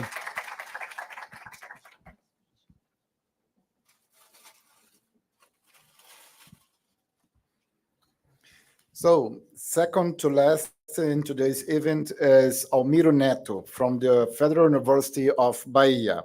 He's studying for a master's degree and wants to break the wall of sustainable bioproduction. Almiro. Next. Good morning. Did you know that prior to the Industrial Revolution, we had almost half of the CO2 in the atmosphere we have today? The advent of transportation and manufacture have doubled the concentration of CO2 in our atmosphere. This increase in concentration is causing climate change, almost 2 degrees increase in global temperatures, and we are observing wildfires, all-time records temperatures, the melting of polar ice, and extreme climate events that is affecting everyone in this planet. So we need new ways of manufacturing products without releasing CO2 and causing damage to our society and the world. Next. So the solution to this question might be in the air. Using renewable energy sources, we can power an equipment that will capture CO2 from the air. Then this CO2 will be injected in a bioreactor. This bioreactor have an equipment that you produce hydrogen and oxygen. These compounds are then fed to our bacteria, to our genetic engineer bacteria that will produce a compound. As a first proof of concept, we are introducing the DNA necessary to produce the compound digoidine. Digoidine is a blue dye. There is a natural alternative to the commercially available blue dye, indigo, that is used in textile industries and as a food colorant. In the future, we will expand this platform to produce other compounds without releasing CO2 in the atmosphere and as greener as possible. So let's revolutionize the way we produce products and continue our society and the world as we know. Thank you.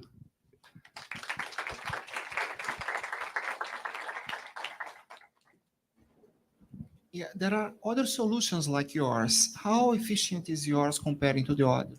The other solutions available uses like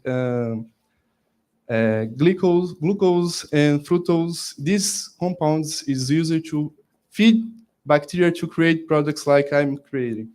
But the production of this glucose, this fructose, are damage the land that they are produced. Monocultures, we know that is not good, and using these as feedstocks will be competitive with the food market. So it's not that good. The solution here is using compounds that are already present in the air and the water to produce the product from the beginning, like brick by brick, like CO2 from the air and produce new products. It's different from the already existed alternatives. Yes. So I think time is almost over. Yeah. Okay. Thank you very much, Almiro.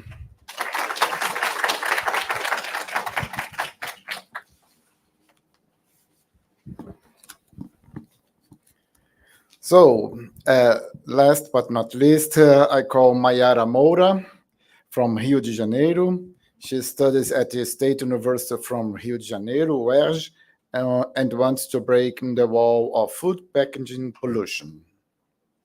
Good morning, everyone. So, have you ever imagined if you could eat the packaging of the food that you consume?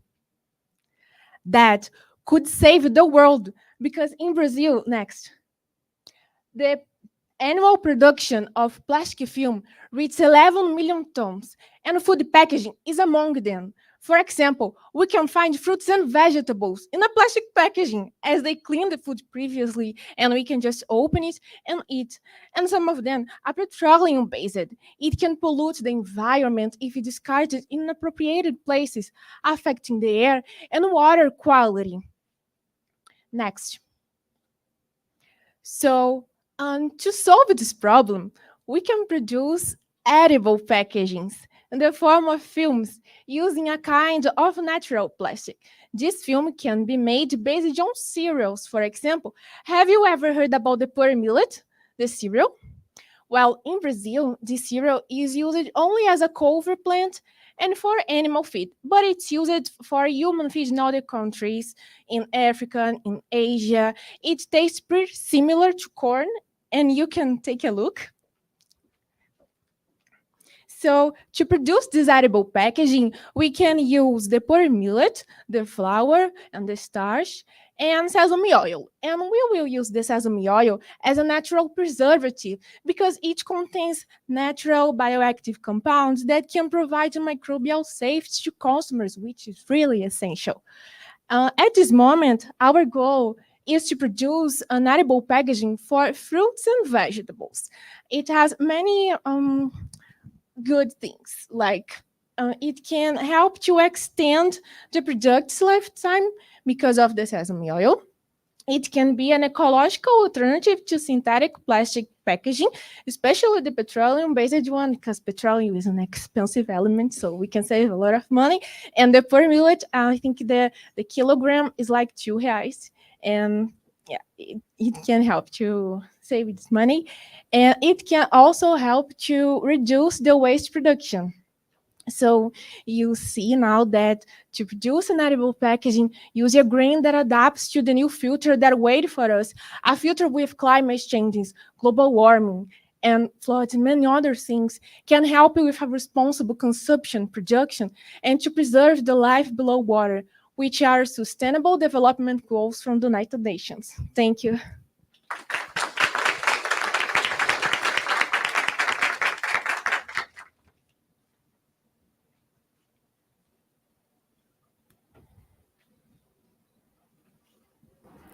No questions? We have 50 seconds. Do you need a special soil to produce this kind of plant? This is no, what? Sorry? If you need a special kind of soil. No, it grows in soils with low fertility, has good nutritional potentials. It's really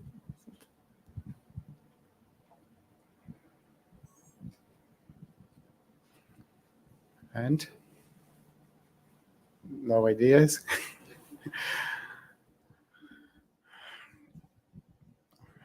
Okay, Mayara, I think we will close here. Yes, okay. Thank you very much, Mayara.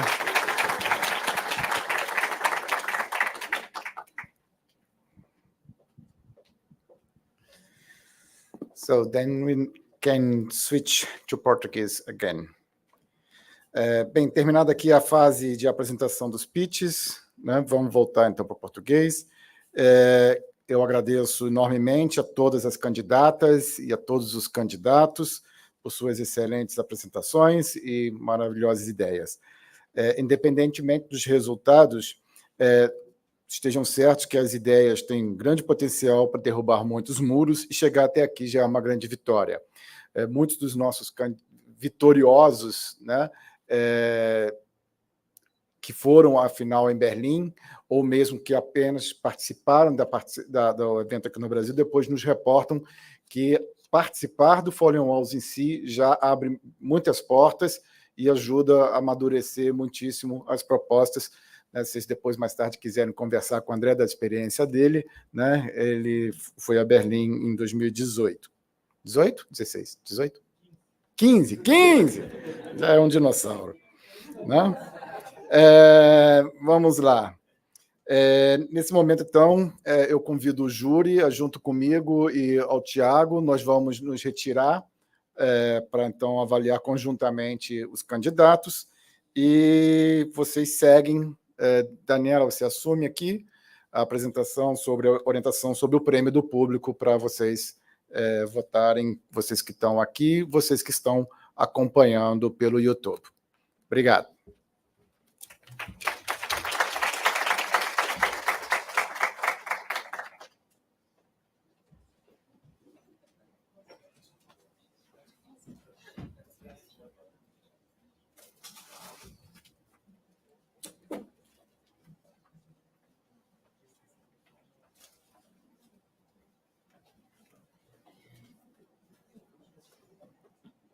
Bom dia, quase boa tarde a todos.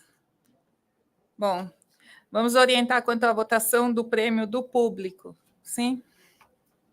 Neste momento, a equipe do DWIH está postando nos comentários do chat do YouTube e em suas redes sociais, que é o Twitter e o LinkedIn do DWIH, um link para um formulário de votação. Por favor, acesse o formulário, preencha a pesquisa de satisfação e, por fim, eleja a sua pesquisa favorita apresentada aqui no evento.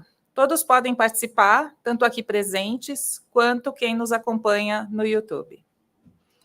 A todos aqui presentes, candidatos, staff, público, convidamos para um coffee break no mezanino do 6º andar, enquanto isso acontece, onde poderão conversar com representantes do DAD, que é a Francine Camelin, da DFG, a colega Raquel Nascimento, do DWIH, Pâmela de Oliveira, e da FAPESP, Alexandre Rocato, sobre oportunidades de estudo e pesquisa, programas de bolsas e fomento.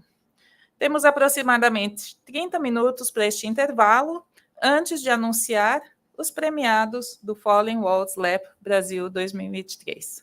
Até depois.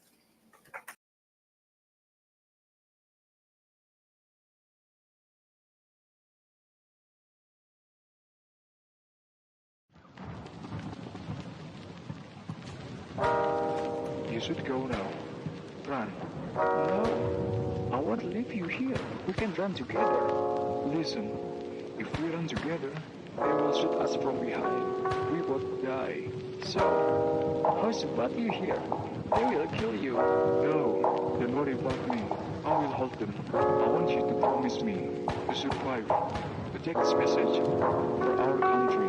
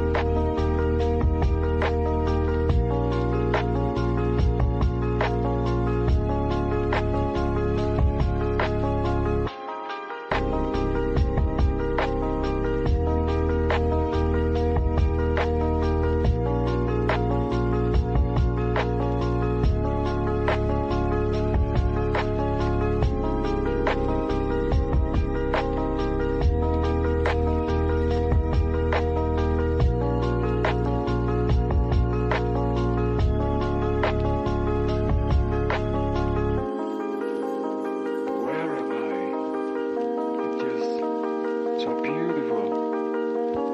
I am in heaven. Yes.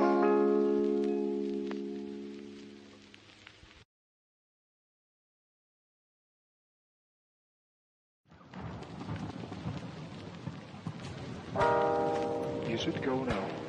Run. No, I won't leave you here. We can run together. Listen, if we run together, they will shoot us from behind. We both die. So, how's about you here? They will kill you. No, don't worry about me. I will hold them. I want you to promise me to survive, to take this message for our country.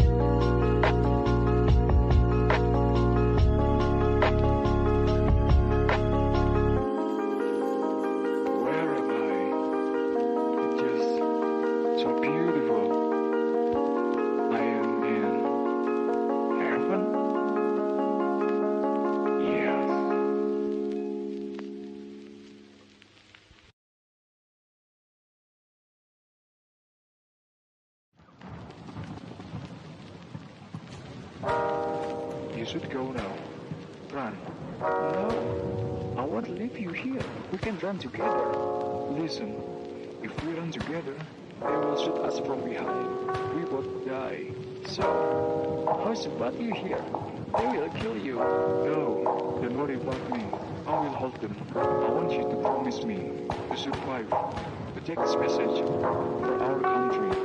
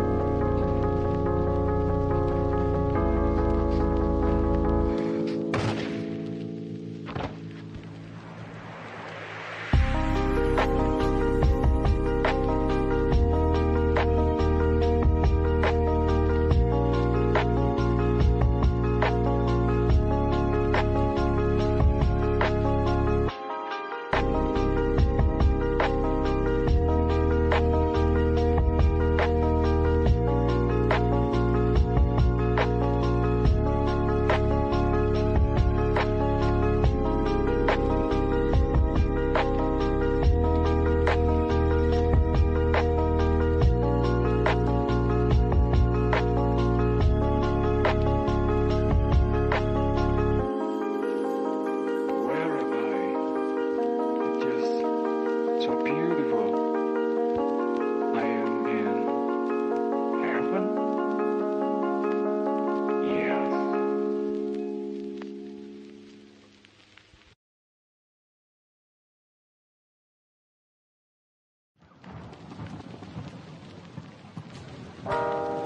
You should go now.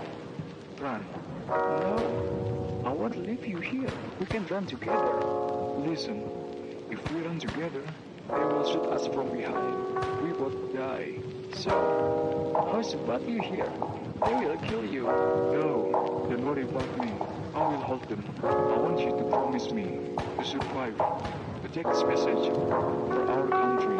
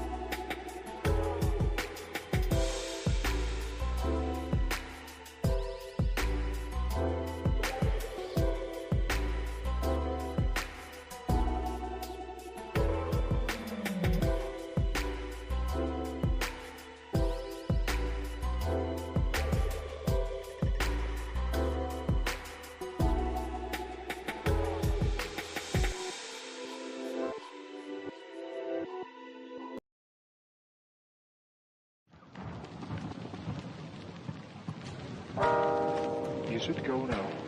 Run. No, I won't leave you here. We can run together.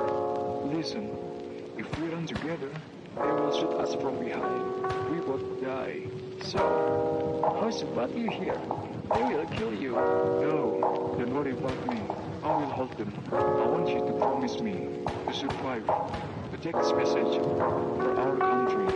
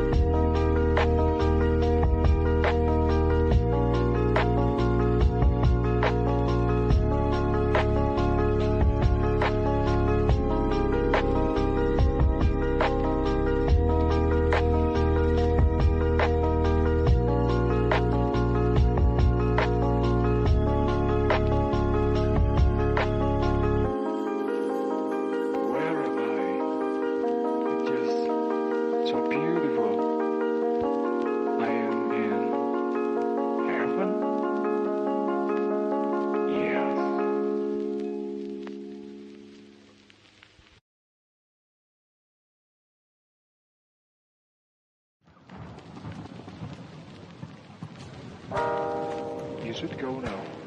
Run. No, I won't leave you here. We can run together.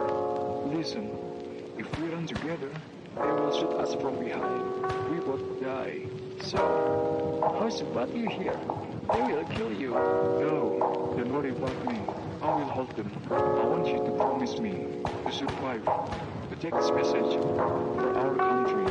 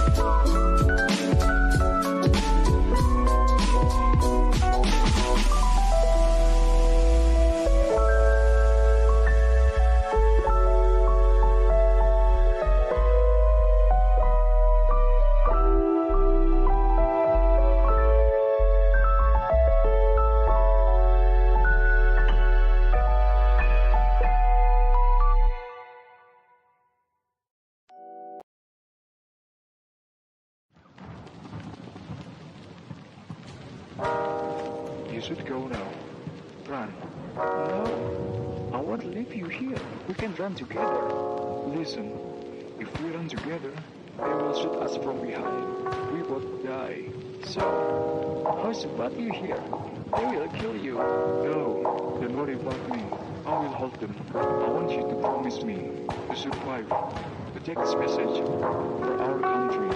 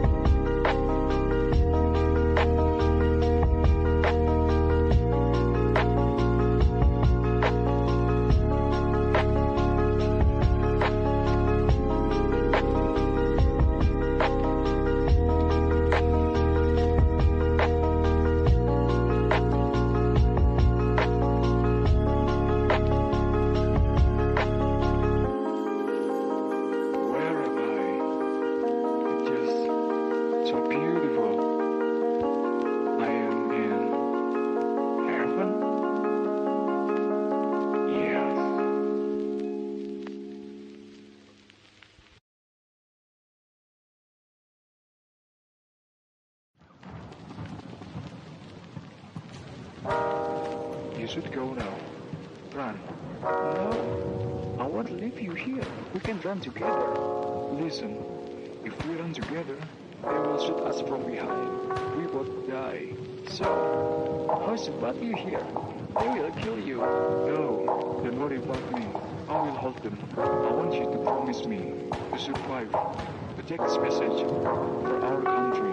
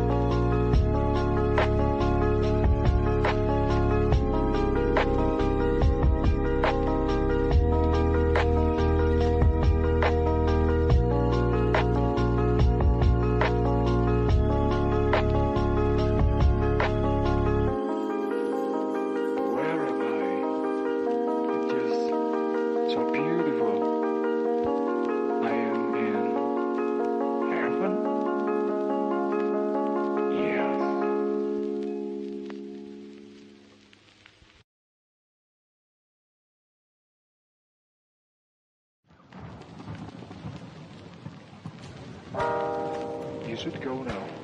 Run. No, I won't leave you.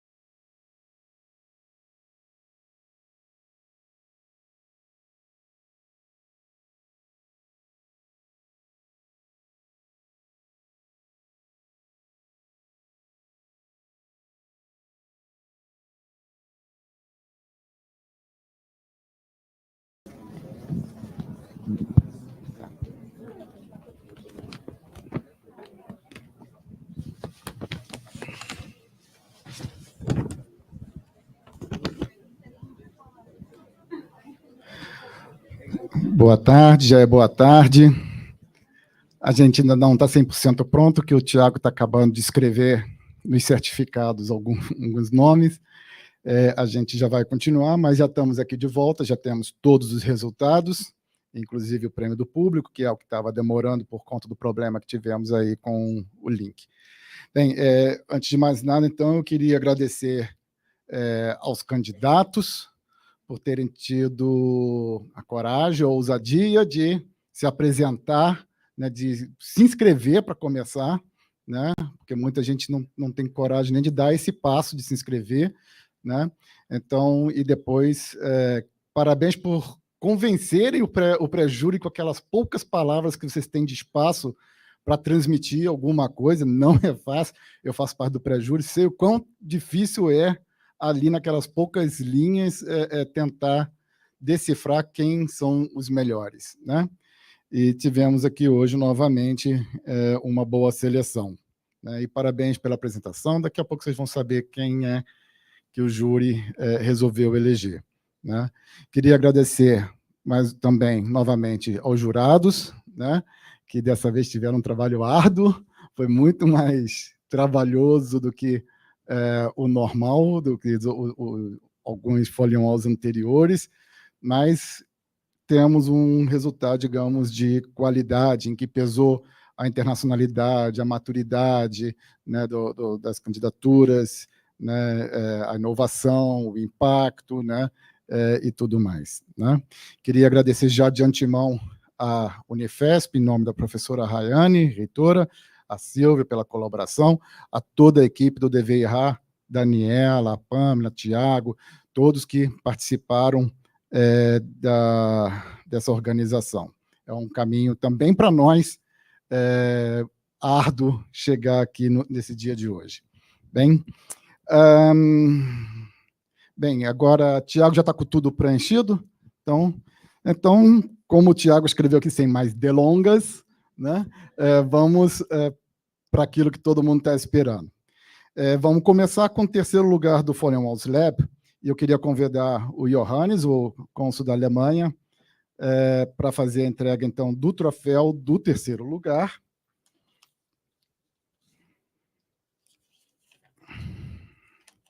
E nós temos um fato inédito na história do Folien-Walls Brasil, né?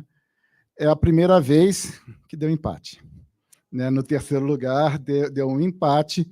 Só um dos dois vai poder levar o troféu para casa, mas nós vamos produzir o outro e vamos fazer a entrega, né?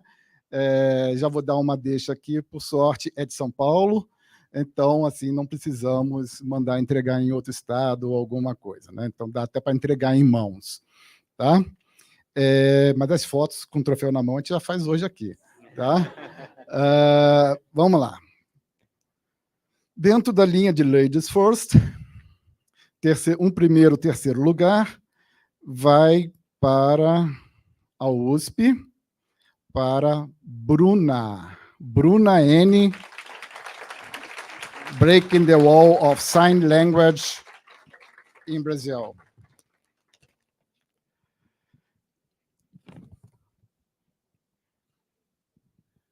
Parabéns, Bruna. Chega aqui.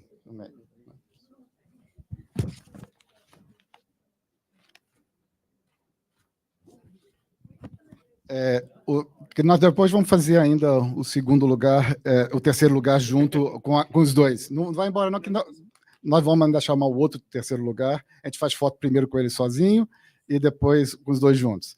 Bem, e o segundo, terceiro lugar, o primeiro, terceiro lugar, não tem primeiro e segundo, né? É o outro, né? Este vem aqui da casa, da Unifesp, né? E é Caio Teixeira. Breaking the Wall of Mobility for the Blind.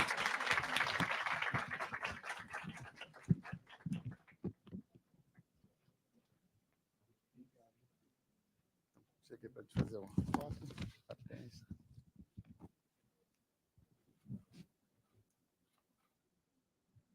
Agora a Bruna vem também, nós três juntos.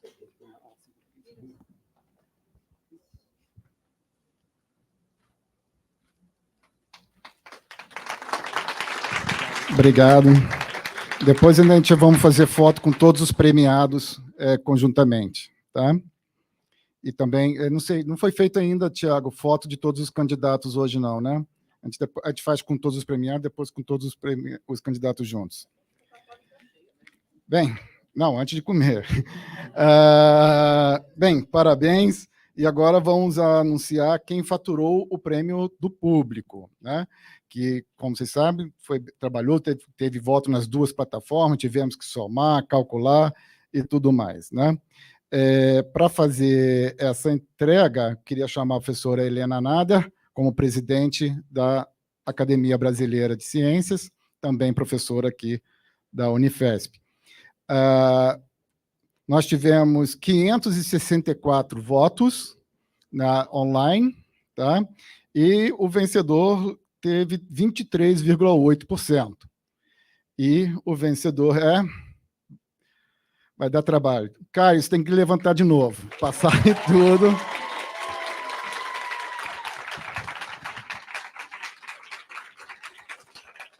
Parabéns ao Caio, que convenceu não só o júri, mas também o público, né?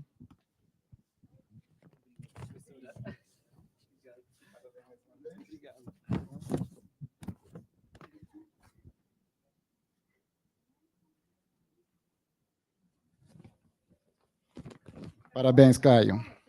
Ada tem o certificado. Tá joia. Quem está na chuva é para se molhar, né? Bem, e agora chegou a vez de revelar o segundo lugar, que também recebe troféu e certificado. Mas também temos uma surpresa. A Folio Walls Foundation nos autorizou novamente a enviar também esta pessoa para a final do concurso em 7 de novembro, em Berlim. E também vai participar de todas as atividades lá do Folio Walls Summit, né? Então, preparem-se para saber quem é o vice-campeão ou vice-campeã. Eu queria chamar a Fabiola Gerbasi, diretora do nosso DAD no Rio, aqui representando hoje o nosso diretor Johan Hermann, que está de férias passeando na Alemanha, na Polônia, e volta somente na semana que vem. O segundo lugar não vem de São Paulo. Quem não é de São Paulo aí? Do estado de São Paulo. Não é do estado de São Paulo. Então, tá certo. Então, já temos poucas opções da área de saúde. Então, o segundo lugar é Elias Barbosa, da Universidade Federal de Pernambuco, com Breaking the Wall of Neglected Regeneration.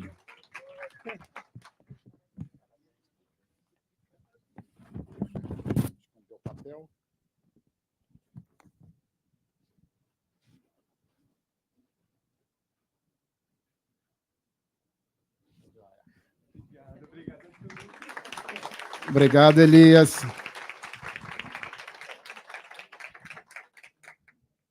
Há uma chance de o próximo Folio Wall ser em Recife, né?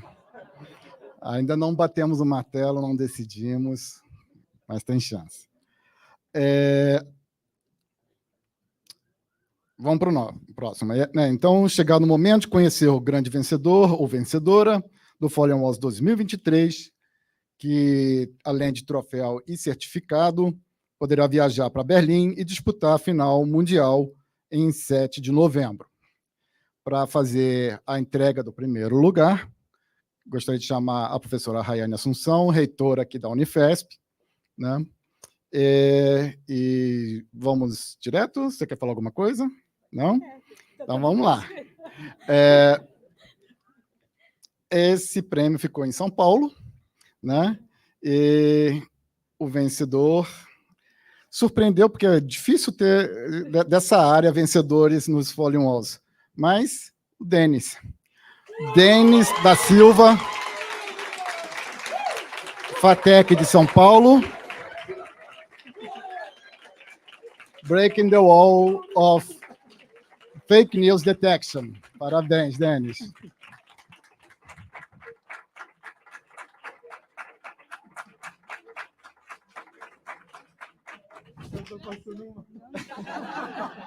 Nossa, aqui, mas pelo menos é uma universidade de medicina, você está bem. Bem, é isso. Muito obrigado. Aliás, agora que eu me lembrei que nós não botamos no script, mas no online a gente sempre dava aos vencedores uma palavrinha, né? Mas eu não sei se o Denis está em condições. Né? Bem, muito bem. Né? Aqui agora nós temos o elenco de vencedores. Eu queria chamar todos eles para vir aqui ao palco, então, para a gente fazer foto com todos os premiados. Denis, Caio, Bruna e Elias, né? Eu já decorei os 4 nomes, né?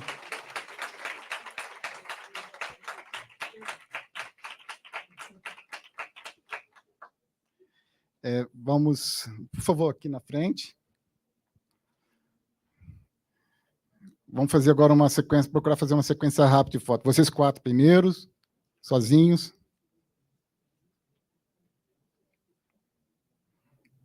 Isso.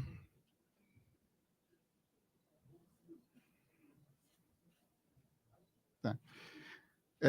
A Rayane, por favor, nós dois juntos aqui.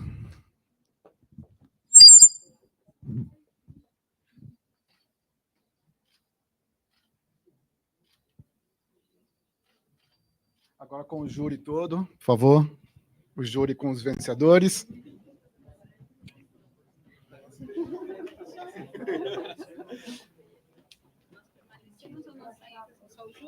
Eu acho que só o júri, né?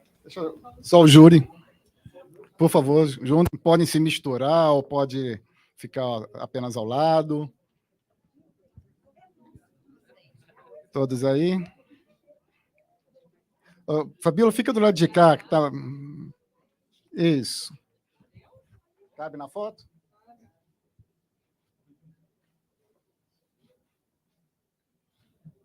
Tá. E agora, eu queria chamar vocês todos candidatos. Fiquem vocês. Fica, talvez, sobe no palco, fica por trás. Eu acho que é melhor, né? Isso. Ou se ajoelhar aqui na frente. Mas eu acho que lá em pé é melhor, não é não? Vocês podem afastar, talvez... Não, só uma. Isso. Tá bom assim? Rayane, quer sair também? Eu vou ficar aqui.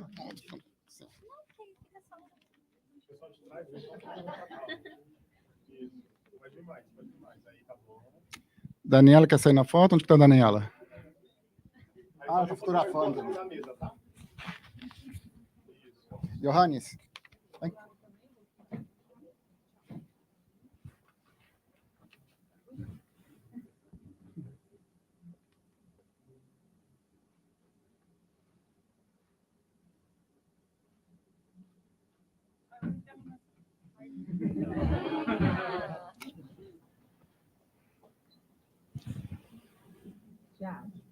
Silvia está aí? Silvia, desculpa, você também? E Thiago? Tiago também pode sair também. Vamos fazer uma foto geral aqui. A professora Lia também está aí? Assim, por favor. É que eu não fui apresentado, só lembrei do nome agora.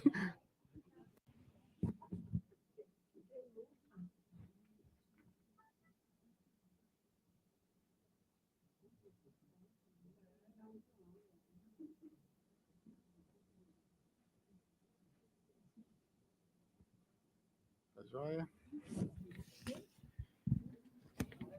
Bem, muito obrigado. Obrigado pela paciência de todos até agora. Isso. E agora eu queria convidar todo mundo a subir lá para o 6º andar, né, para uma confraternização.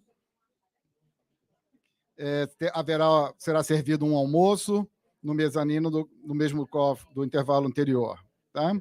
E aproveita, então, a maravilhosa vista para o Parque Ibirapuera, para os prédios de São Paulo e também para a Cinemateca. E assim termina mais um Folha Walls Brasil, Folha Walls Lab Brasil. Agradecemos a audiência, para quem está nos acompanhando ainda pelo YouTube, engajamento e participação de todos. permitam-me ainda convidá-los desde já para acompanhar e torcer pelos representantes aqui do Brasil na grande final do Folha Lab 2023, que conta com a participação de até 100 participantes de todo o mundo no dia 7 de novembro, com transmissão ao vivo pela internet. Bem como queria convidar para o nosso dia de portas abertas do Centro Alemão de Ciência e Inovação São Paulo, também em novembro, também no dia 7, um evento presencial, e no dia 9, um evento online. Vão se apresentar as instituições ligadas ao DWIH, ou seja, as universidades, oportunidade de pós-graduação, doutorado, pesquisas na Alemanha, cooperação, assim como agências de fomento sobre os programas de bolsas, etc. Né? Então, a gente pede que vocês nos acompanhem para saber certinho de inscrição e tudo, pelas redes sociais. Nós estamos no LinkedIn e no Twitter, ou agora X, né? E também podem assinar nossa newsletter para não ficar dependendo de algoritmo para receber os nossos posts. É isso. Eu agradeço muito e desejo a todos uma boa tarde.